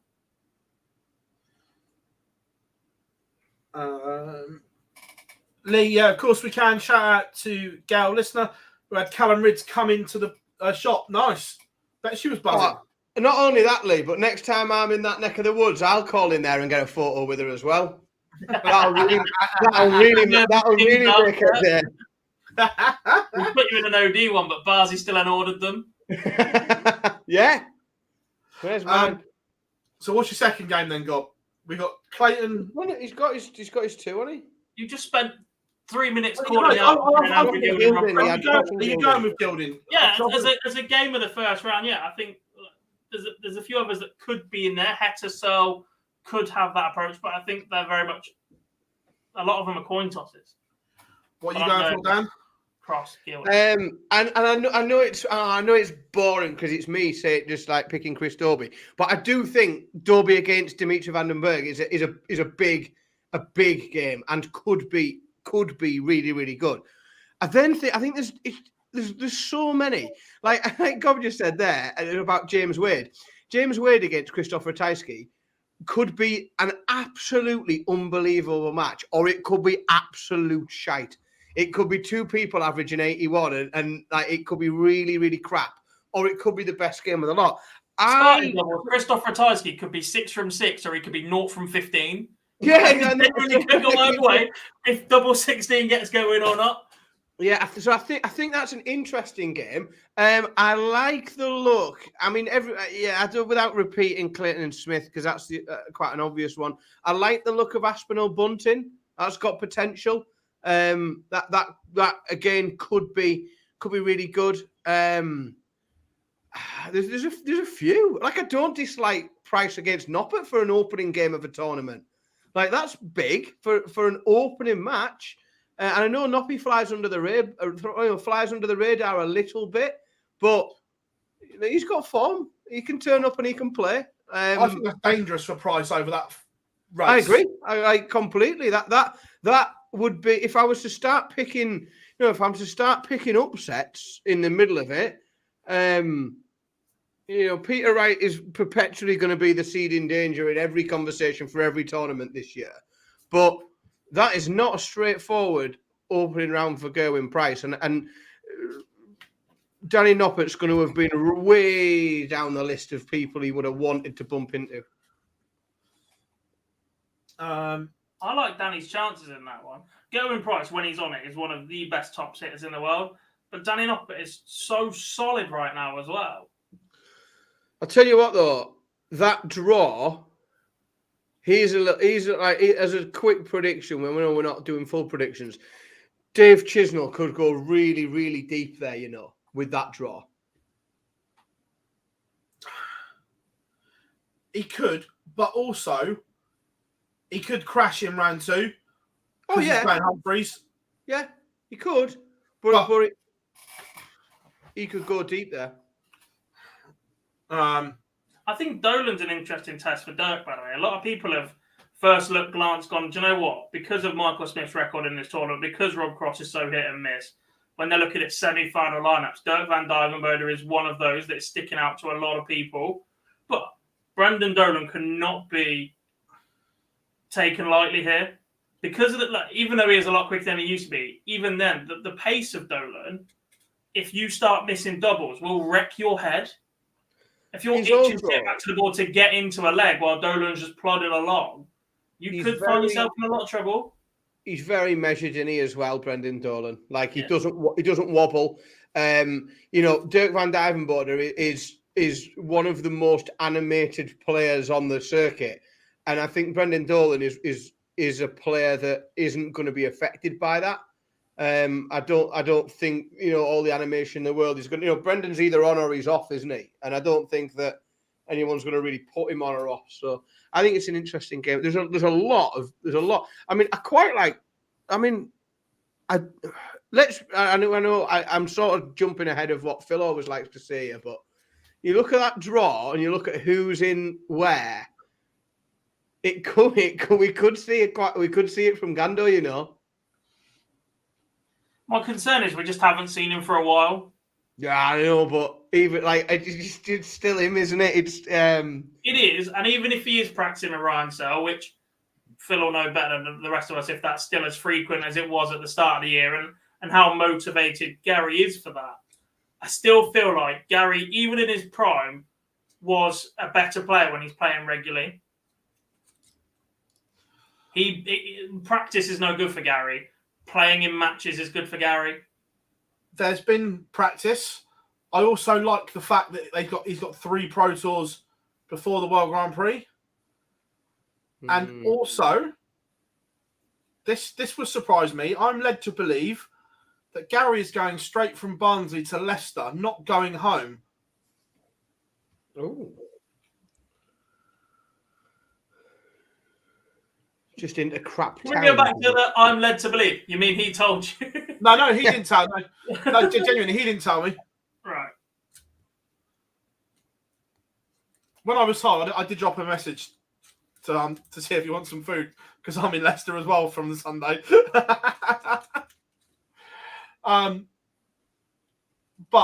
right, let's get into it. Chat room, I want your semi-finalists. And also, Chris said in the chat room about Dobie not defending much. No, he's not. But to get in the top 10, he's got to find about 125 grand, I think. So he's going to have a few good runs. Can he? Yeah, absolutely.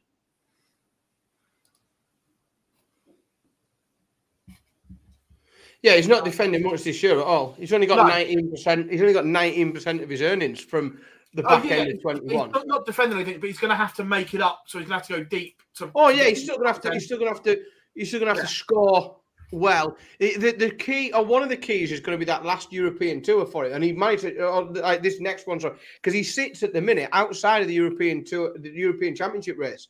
At the minute, he's not in the European Championship, but he's one win away from getting into the green at that next Euro tour. So that's going to be interesting if he can pick up some some money on that European tour, that could really help him out. Right. What did you say the majority of his money is for the rest of the year? 19%. What events is that in? Do we know? Yeah, well, let's have a quick look. Is it just one? Is it It's something normally like the the Worlds? He's That might benefit him even more. Like the No, event. he's got nothing. He's defending $7,500 at the Grand Prix. He's defending $2,500 in Minehead, and he's defending $15,000 at the World Championships. So the Slam's a bonus for him. Potentially the Euros is a bonus for him. He's not defending an awful lot there, boys. No, he's defending nothing at the European Championships. He's defending $5,000 at the Slam. Like, not much at all. Oh yeah, and given the way that groups are these days, wasn't 2 years ago when he got the late call because someone failed a COVID test? Potentially. I'm sure he was on a holiday and only got the call late. Yeah, he's between now and the end of the year, like between now and the end of the World Championships, if you total it all up, he's only defending $60,000. Still got 8 Pro Tours left, a Euro Tour, Euro Champs. Yeah. And Jack, you say about his new darts, believe me, they're not an issue. Where he holds the dart, it's not a problem with the new ones. all the changes are synthetic where it doesn't affect. Interesting. 2021 Grand Slam, Phil, you're thinking of. Yeah, I knew we got a late call for the Slam. Right, semi-finalists of this year's World Grand Prix. Chat room and you two, who are we all going for? Right, it will be.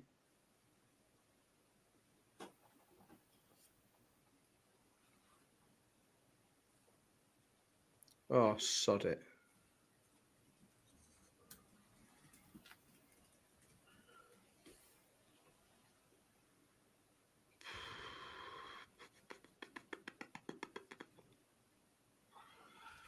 There's a lot going to be if they come through round one, isn't there? Man, do you know, there's a route to the semi-finals where I'm trying my best to pick Chris Dobey, but he's going to have to beat Dimitri Van den Berg, Michael Van Gerwen, and Joe Cullen. Give me a route that's harder than that. Oh. You completely written off Clayton and Ross Smith there, by the way. Yeah, they're in the same half. They're in the same quarter as well.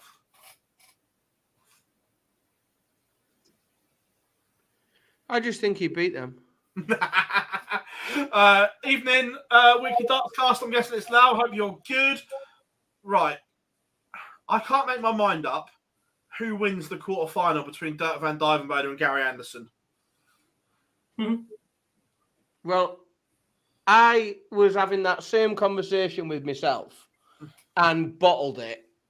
So that semi I have as being Dirk van Dijvenbode against Nathan Aspinall.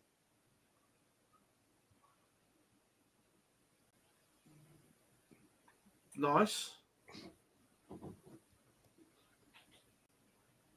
Yeah, I'm all good. Cheers, buddy. All good.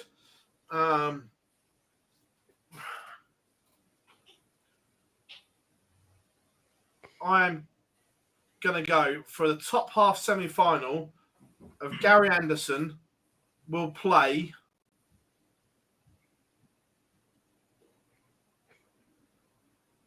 Gerwin Price, but just because I can make a case for Noppy beating him.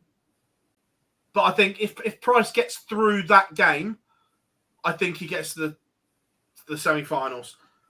From the bottom half, I am going Michael Van Gerwen will play Luke Humphreys.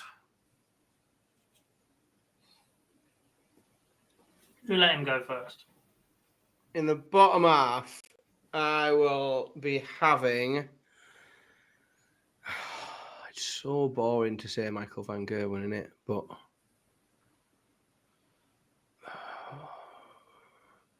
Michael Van Gerwen plays Dave Chisnell.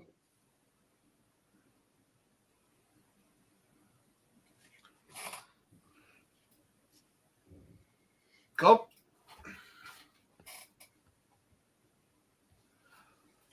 Chris, I will star those questions and we'll come back to them at the end. I've starred them.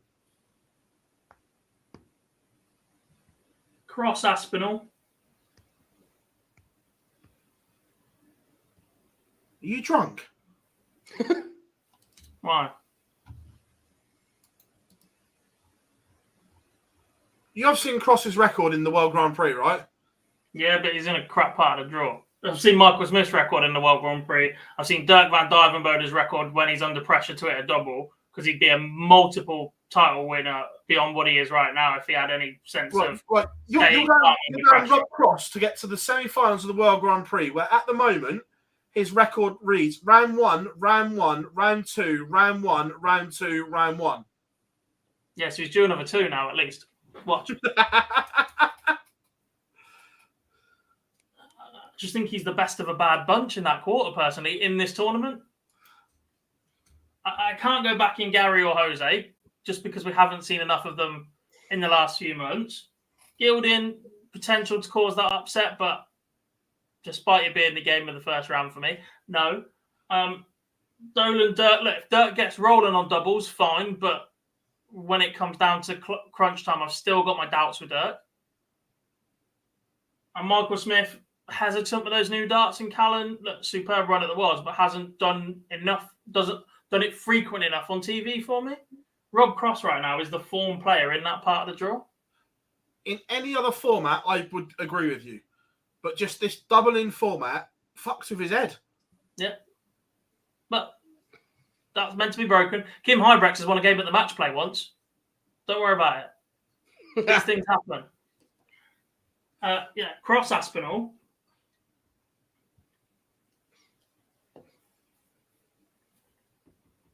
Pot of math, is it? I don't want to go boring, but the minute Barr said Van Gogh and Humphreys, I fancied that. Because I think Heta misses too many vital double 16s. Chisnall, as solid as he is, I still can't back him to hit a double under pressure. Not to go that deep. Again, the only thing I'm looking at in that top part is that Clayton-Ross Smith game. I think if Clayton wins that, there's a chance that that's Johnny Clayton instead of Van Gerwen over that distance on the outer ring. Clayton's got that performance in him. I agree. Yeah. I think if Ross Smith comes through that, he loses to Van Gerwen in that quarterfinal. The difficulty I have with Ross Smith in this tournament is just that format, because his scoring is so good, and the only and he's, let's be honest, his W's been pretty good for the last couple of years as well, but he's more of a scorer than a finisher, isn't he? And it's just in this format where you've almost got to finish twice in every leg, it's harder to pick him in it. Yeah. So, yeah, I am going to stick with Van Gogh and Humphreys. That's probably the safe option there, but I could quite easily see it being Ross Smith, Damon Heta. Lau, I've started your one about right Premier League to go with Chris's as well. We'll discuss that shortly. Right, so from your semi-finalists, I would like your winner and your runner-up of the World Grand Prix for 2023. Oh, right. I have to remember who I picked for semi-finalists now. Right. The winner.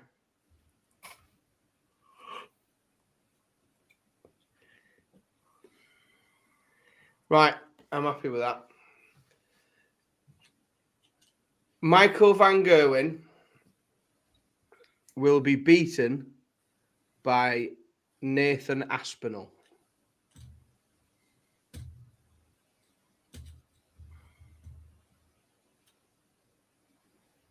Gob. Nathan Aspinall will be beaten by Michael Van Gerwen. Hey! Do I go rogue? If you back Gary to win another major this year, I'm going to slap you in the head.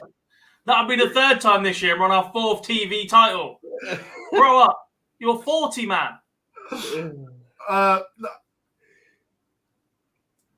Gerwin Price beats Luke Humphreys. Oh, wow. That's I didn't expect that. I didn't expect that from a man who seems 50-50 on whether Gerwyn Price will get past the first round or not.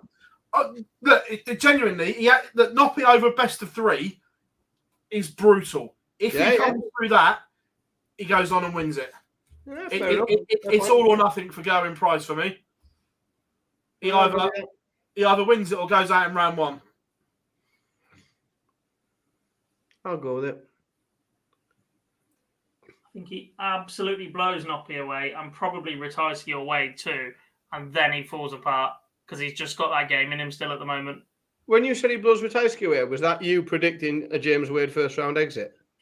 I said Ratajski or Wade. Oh, I thought you said blow Ratajski away. Or Wade away, but I still am back in Ratajski, yeah. Look, there are 2 things you have to accept in life. James Wade, once upon a time, was very, very good at the Grand Prix. He is not anymore. And once upon a time, he probably should have won a world championship. That's never going to happen anymore. Everything else you can make an argument for. Needs to score a bit better at times, yeah, whatever. But those 2 events, big no-nos. There isn't another, like, I tell you what, I've found myself just literally in the last 2 or 3 minutes while we've been talking, looking at is like, you know, if you look at someone that could cause an upset, but Ryan Searle could do, you know, like Ryan Searle can beat Damon. He can come through Damon Heta in that first round. He's then going to get to play. He's then going to play Wright or Clemens, and he's got a decent chance of getting through that. And there's half a chance that Humphreys and Chisnell have almost wore each other down at one. You know, that Humphreys or Chisnell could have come through a real tough one. And sometimes, as we've seen, Ryan Searle's tops hitting, when it's on and when he finds that tops, it can be relentless. Like Ryan Searle could do a bit in that draw. What round does Daryl Gurney implode? Because the last few TV events, Daryl Gurney has actually played pretty well for a couple of rounds, and then it's backed up with a stinker. It's quite possible he rocks up even in double-in format and averages 106 against Luke Humphreys. That's the sort of performance that Gurney put in to beat the likes of Gary Anderson the last time they crossed. At what point does that show up in the Grand Prix for somebody who's won it before? I just think does it then implode? I agree. I think that Gurney is playing very, very well. I'm just expecting Luke to have a little bit too much for him. I think it'll be a good game. I don't think there's an implosion in this tournament, but I think he loses out in a very good game. I agree in that. In reality, he's playing very well, but he's probably just going to meet. You know, you can look at it as it stands all you want, but by the end of the year, we're looking at he's a top 4 player, and I just think he's going to meet a player that's, you know, on form, right at the top of the game, and he might just have a bit too much for Gurney, even if Gurney turns up. Yeah, I agree. Right, we had a couple of questions in revolving around this tournament and leading in to the Premier League. And obviously, Matt's already spoken. We touched on it earlier, but the format is staying the same. Chris says, here's a question. Providing Anderson is playing well, does okay for the rest of the majors, does he get back in the Premier League? And also the question around Peter Wright from Lau, again, and Chris as well. Right. First of all, I spoke to Gary at length about this, and that whether he sticks to it or not, but at the time, this was only a couple of months ago, said, even if I win the Worlds, I will not play in the Premier League. Has he been on the phone to Rob Cross? he said I could win the World Championships and I would not play in the Premier League. Look, is the Premier League better for having a fully flowing Gary Anderson in? Yes, but I just don't think he's got any interest in it. It's such a big, relentless sort of chunk of his year as well, isn't it? And I know he gets paid for it, but and also, I mean, there is a potential. I don't think anyone would want to see it. That his game isn't where it has been at the minute, is it? And what I don't think anyone in darts has any desire to see is Gary Anderson becoming the whipping boy in the Premier League. It's already happened. The first year they changed the format, Gary Anderson won something like 6 games. 3 of them were on the same night in Nottingham. Yeah, but in 17 weeks. He had a terrible tournament. Nobody wants to see it though, do they? No, not yet. And That's what I mean. Like, nobody wants to see him be the whipping boy. Even this new mentality, right, I'm going to practice, put some effort in, Gary. I'm not sure that's geared up for another 5 years in darts. I think that's, right, I'm going to put my head down for 18 months. I'm going to get every last ounce I can out of this, and I'm going to ride off into the sunset and be happy. I think that seems to be what he's taken on board, or at least that's what I'm gathering from it. He doesn't want to return to the World Series and do all that travelling and slog and go and smile and be nice to reporters like Phill, but the Australian version. He's got no interest for that anymore. He's done that. He's carried the flag for the sport for long enough. He's got a young family at home. He wants to earn his money now, quietly and peacefully. If he can go and pinch a couple of trophies and upset a couple of people on the way, then he's absolutely laughing. And he can bugger off whenever he fancies it. If you put yourself in things like the Premier League, he's got no interest for it. I genuinely, his exact words were, I'd rather play the Pro Tour than the Premier League. We were sat in it. He's at the point where you look at people like Phil Taylor and go, should he have walked away the last time he won a world championship? Barney should have left in whatever. Gary is the sort of person who I genuinely could see winning the world and going, right, I'm done. Yeah, that's it. Done now. Thank you very much. Go out on a high, win a big one and clear off. Yeah. You only get a fairy tale in sport, and there's been a couple of players that have had that opportunity in the last couple of years across all sports as well. You look at the likes of Federer, who went out of a little bit of a limper when actually that could have been a big rousing moment the last time he won a tennis major, etc. Fucking Woods pissing around in the golf. He should have left the minute he won that Masters. He should never have picked up his golf clubs again. You would never get a better story than that from a man that can't walk, right? Gary has that opportunity because his record at Ali Pali, by the way, is one of the best out there. His win ratio there is absolutely superb. All right, he's won less trophy than Michael Van Gerwen, but if you look at the percentage of games won, I'm pretty sure he's going to be right up there, if not a better record than Van Gerwen at the World Championships. Gary's record there is unbelievable.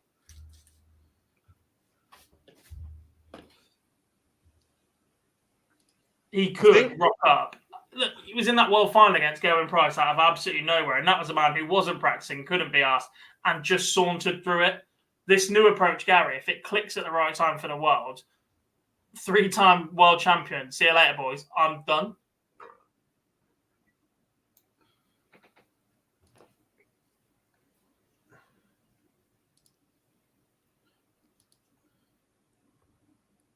Yeah, look, Carl's just put it there. Cheers for that, buddy. Just countering Dad's argument, read Gary's game at the moment. Currently, in his last 5 matches, 100.34, 108.55, 107.11, 105.26, and 91.33. Seasonal average of 98.16. Yeah, I would suggest that, and I'm not being dismissive, but there's a considerable difference between averages and winning things. And what we're talking about here is the potential of Gary winning a Premier League, winning a World Championships and getting in the Premier League and mixing it every week with the top 8 in the world. That's sort of when I talk about his level. I don't, I think we can all generally agree that, if you take the World Cup out, he's made one semi-final in 2 years. Right. His World Championship record from when he first moved over, 2010, round 2, final, quarterfinal, round 3, winner, final, quarterfinal, semi-final, round 4, final, semi-final, round 3. It's a bit good, that, isn't it? That's insane. Absolutely. It is, but and I'm a massive fan of Gary, but in the last 3 years, other than that final semi-final in the World Championships, everywhere else he's not made a quarter final.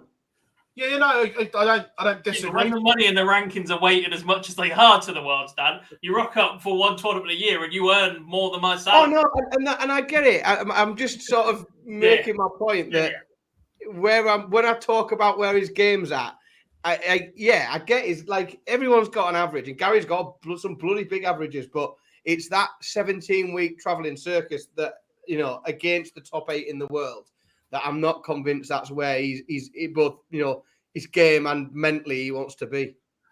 The other one as well is Peter Wright. Now, obviously, Matt's already confirmed it. There's only 8. I think at least 4, if not, top 4 already done. And he's not going to be in the top 4. I can't see him being in the top 10 by January. How do they...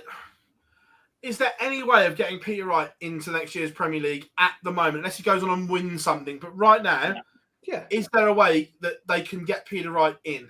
Yeah, they just he's Peter Wright and he's entertaining. Everybody loves him, and it's an arena. I think he's got another year's grace on that. No, right. So at the moment, 5 spots in the Premier League are done, and the reason I say that is, as it stands right now, the top 4 in the world after the World Championships is Michael Smith, Michael Van Gerwen, Nathan Aspinall, Luke Humphreys. They would qualify automatically. Gerwin Price is number 5. They are not going to leave him out. So effectively, there is only 3 places, and we're in September now. As it stands, there is only 3 places up for grabs in next year's Premier League. Yeah, and he had one of them. During this year's campaign, his record in the Premier League is absolutely dross. He's been to the knockout stages twice. Yeah. That ain't enough for a player of his caliber. For a player that chops and changes, consistency is so important. That is not enough for a player of his caliber. Now that he's dropping out of that rankings, the walk-on is having less of an effect on the crowd. We've even seen them cutting people's walk-on short because it takes Dimitri van den Berg 4 hours to get from the end of it to pick his darts up. No, he's not in for me right now unless he goes and wins a major or climbs back up the rankings. I don't see how you can justify it. There are players out there who are more committed right now, whether or not that be Peter's fault or not, because of the fact that he's had health issues, Joe's had health issues, etc.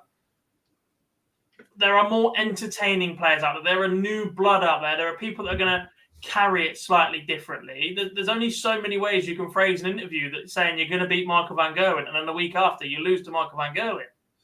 That's not interesting anymore. We did that 5 years ago. Yeah, it's just that right now, 5 places are done. So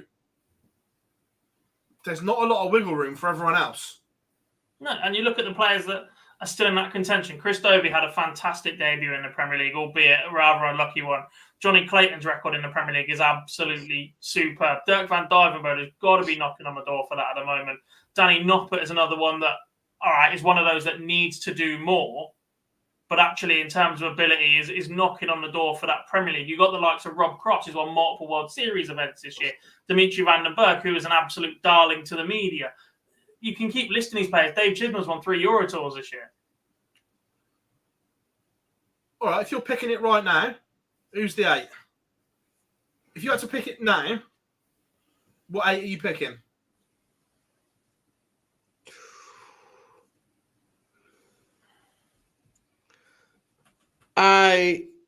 There's so much to go, isn't there, between now and the end of the year? But that's what I said. If you're picking it right now, who's the 8?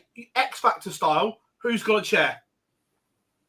The 5 that you said: Smith, Van Gerwen, Aspinall, Humphreys, Price. Then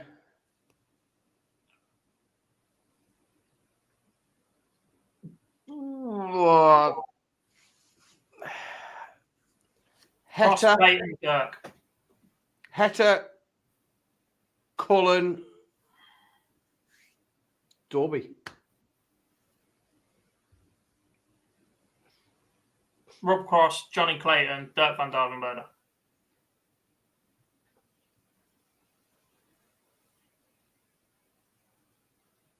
The fact that we've picked completely different sets shows how tight it is, and how deep that pool potentially is. Dirk, Johnny,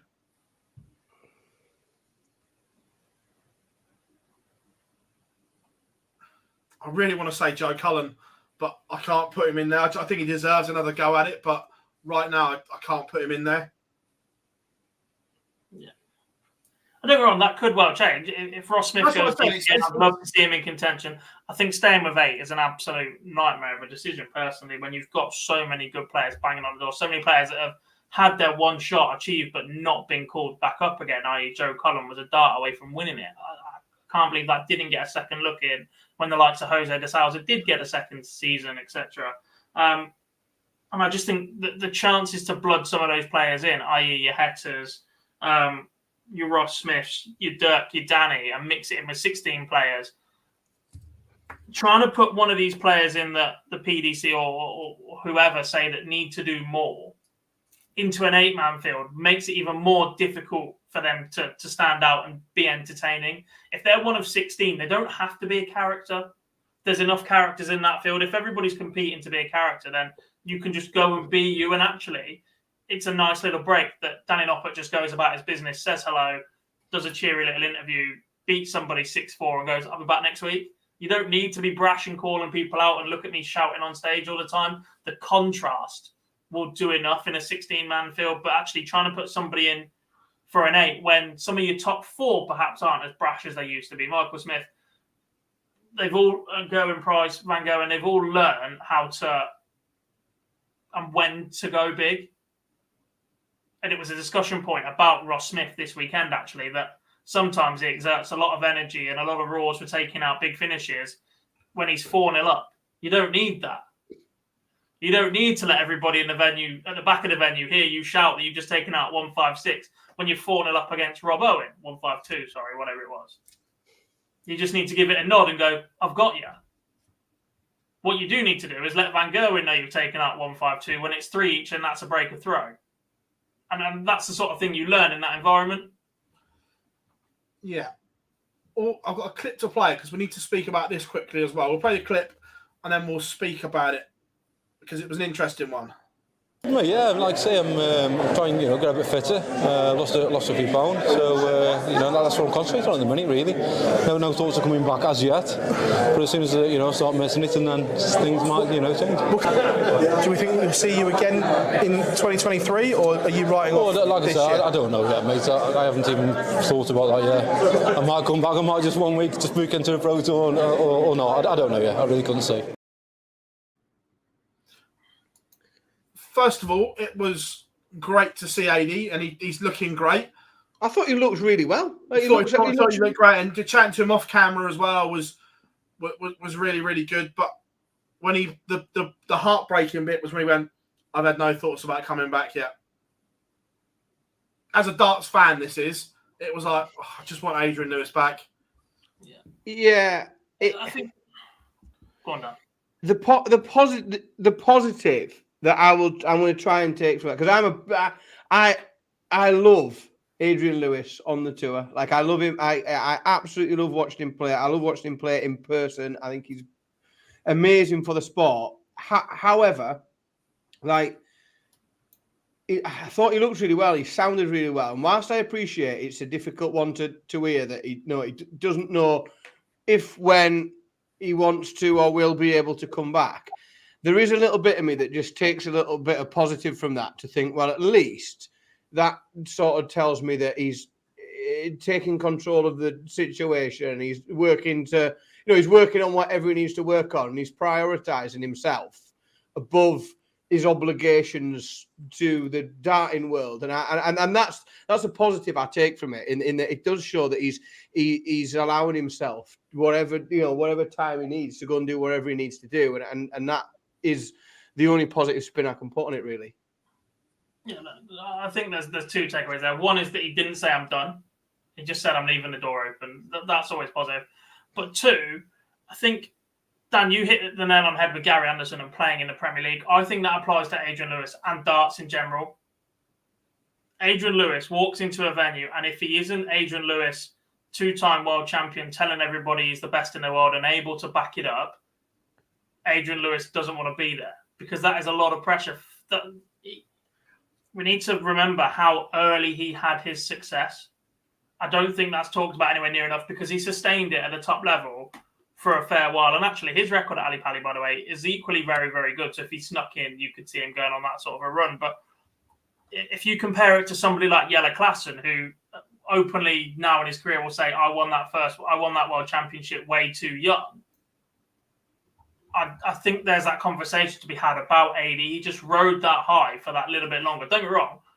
If he can seriously sit there and go, I'm not sure if I'm going to pick my darts again, he's comfortable. And the fact that he's comfortable is a reward for all that hard work he put in while he was younger. But the pressure of walking back into the room as Adrian Lewis, as somebody that everybody looks at going, well, he's either one of the best in the world or bloody hell, look how far that fella's fallen, can't be good for anybody, especially when you're not in form. Like, it's the same reason why I don't think we'll see Glenn Durrant return to the professional ranks, because every game and every dart has so much more pressure on it to get back to Glenn Durrant, 3-time Lakeside World Champion and the Premier League champion. Glenn Durrant couldn't just rock up and be content as a top 64 player in the world anymore. It's not in the mentality of these people who have been there, who have done that, and who have been at the very, very top of the game. And you're right. I completely agree. And I think I was just thinking about Adrian then. Like every bit of positive that then starts to come forward when they have a little run, is it almost piles like far too much. I remember it must have been, was it 2020? Adrian he got to quarterfinals, the match play, and those first few rounds of the match play, there was loads of it. Was like the talk was like, Adrian Lewis is back. Adrian Lewis is, he had a couple of years where he'd not really got anywhere. First round, second rounds in everything. When he was going into that quarterfinal, and it almost feels like as soon as he put 3 wins together in a tournament, he then had further to fall when he didn't go and win it, because everyone was going, Adrian Lewis is back, he's back at his best. So then when he didn't go on beyond that, it was like the peaks and troughs become bigger. The highs become a bit higher and the lows become a bit lower. Only the highs are almost artificial, because a high becomes a quarterfinal. I remember the high for Adrian Lewis being a quarterfinal in a match play once a year. Like it's tough, isn't it? You touched on his world championship record. First appeared at the Tavern in 2006.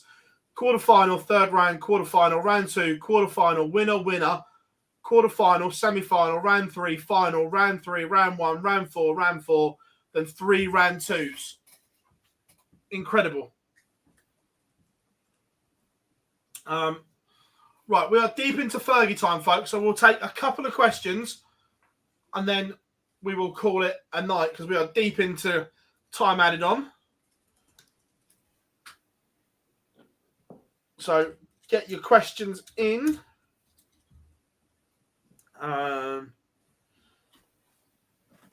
WF World Cup starting tomorrow. Yeah.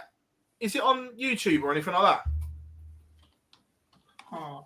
I know the draw's out, but it's too big to say who's in what group. Didn't. Where does the Grand prediction? Where's the Grand Prix go next year? I think it stays in Leicester. Oh, do you reckon? There was a live stream for the opening ceremony, so I'm going to suggest it is on YouTube. Yeah.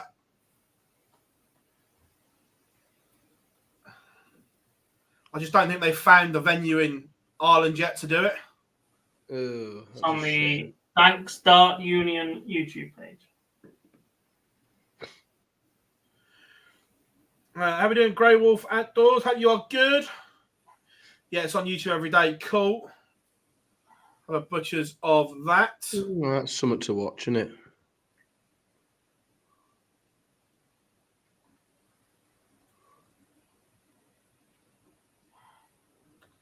Leicester's okay. I just think Leicester's one of them that it needs to click next year or it won't. It's just too far south. It's absurdly far down the country. Where's your line? It's like Harrogate, Leeds area, the line. Anything below that? Leeds. Yeah, Leeds. And below Leeds is south. I also class Manchester as south and Liverpool, because I have to drive further south than Leeds to get there. Like, if I've got to drive south for an hour and a half, then you're south, aren't you? Like, so yeah, and Leeds is about my line. Barnsley, Barnsley, Doncaster. I'll give them it. They can be North. Only after I enjoyed a very nice afternoon at the Seniors, who one of Barnsley's favourite darts players. I hope you're good, Craig. Good to have you in as always. Yeah, Beddington's lovely. Turns out some Ellis dart players as well. Anything north of the Watford Gap, we're in trouble, lads. North of Hertford and Tarrant is Northerners. North.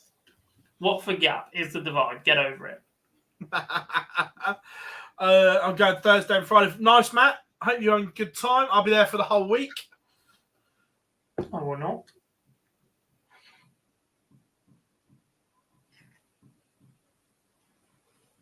Yeah, look, I just think the issue with Ireland is there's not enough venues for them to go and get another one. The City West was perfect, but that's obviously now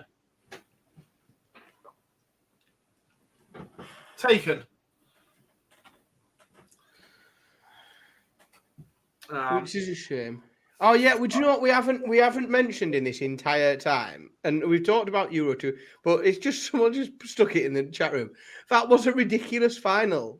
It was absolutely like 9 darter and then a decider, and then the lad that threw the 9 darter and not winning them. Like very, very entertaining. The games like that and final days like that are what sort of makes me think, I quite like this Euro Tour stuff. Like we get a little treat every now and again between proper darts on the telly, don't we?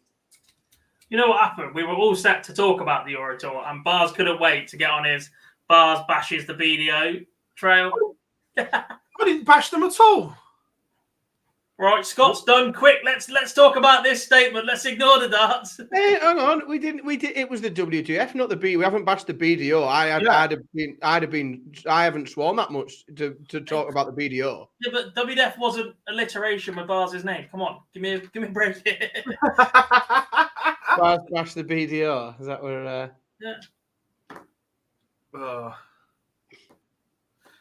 It's all good. No, I don't think they'll develop their own Pro Tour venue. They should, Rob, but I don't think they will.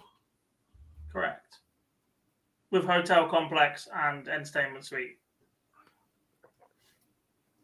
And a Nando's. No, Waggers. Grow up. It's putting the man that's got his cap on backwards. Yeah, because I've got a horrible haircut right now. Do we have a date yet? No, I'm seeing Mace tomorrow at Super Series. Well, that lets it go, doesn't it? Oh, obviously you didn't listen to the interview I did with him because we told everyone where it was there. Oh, don't worry about that.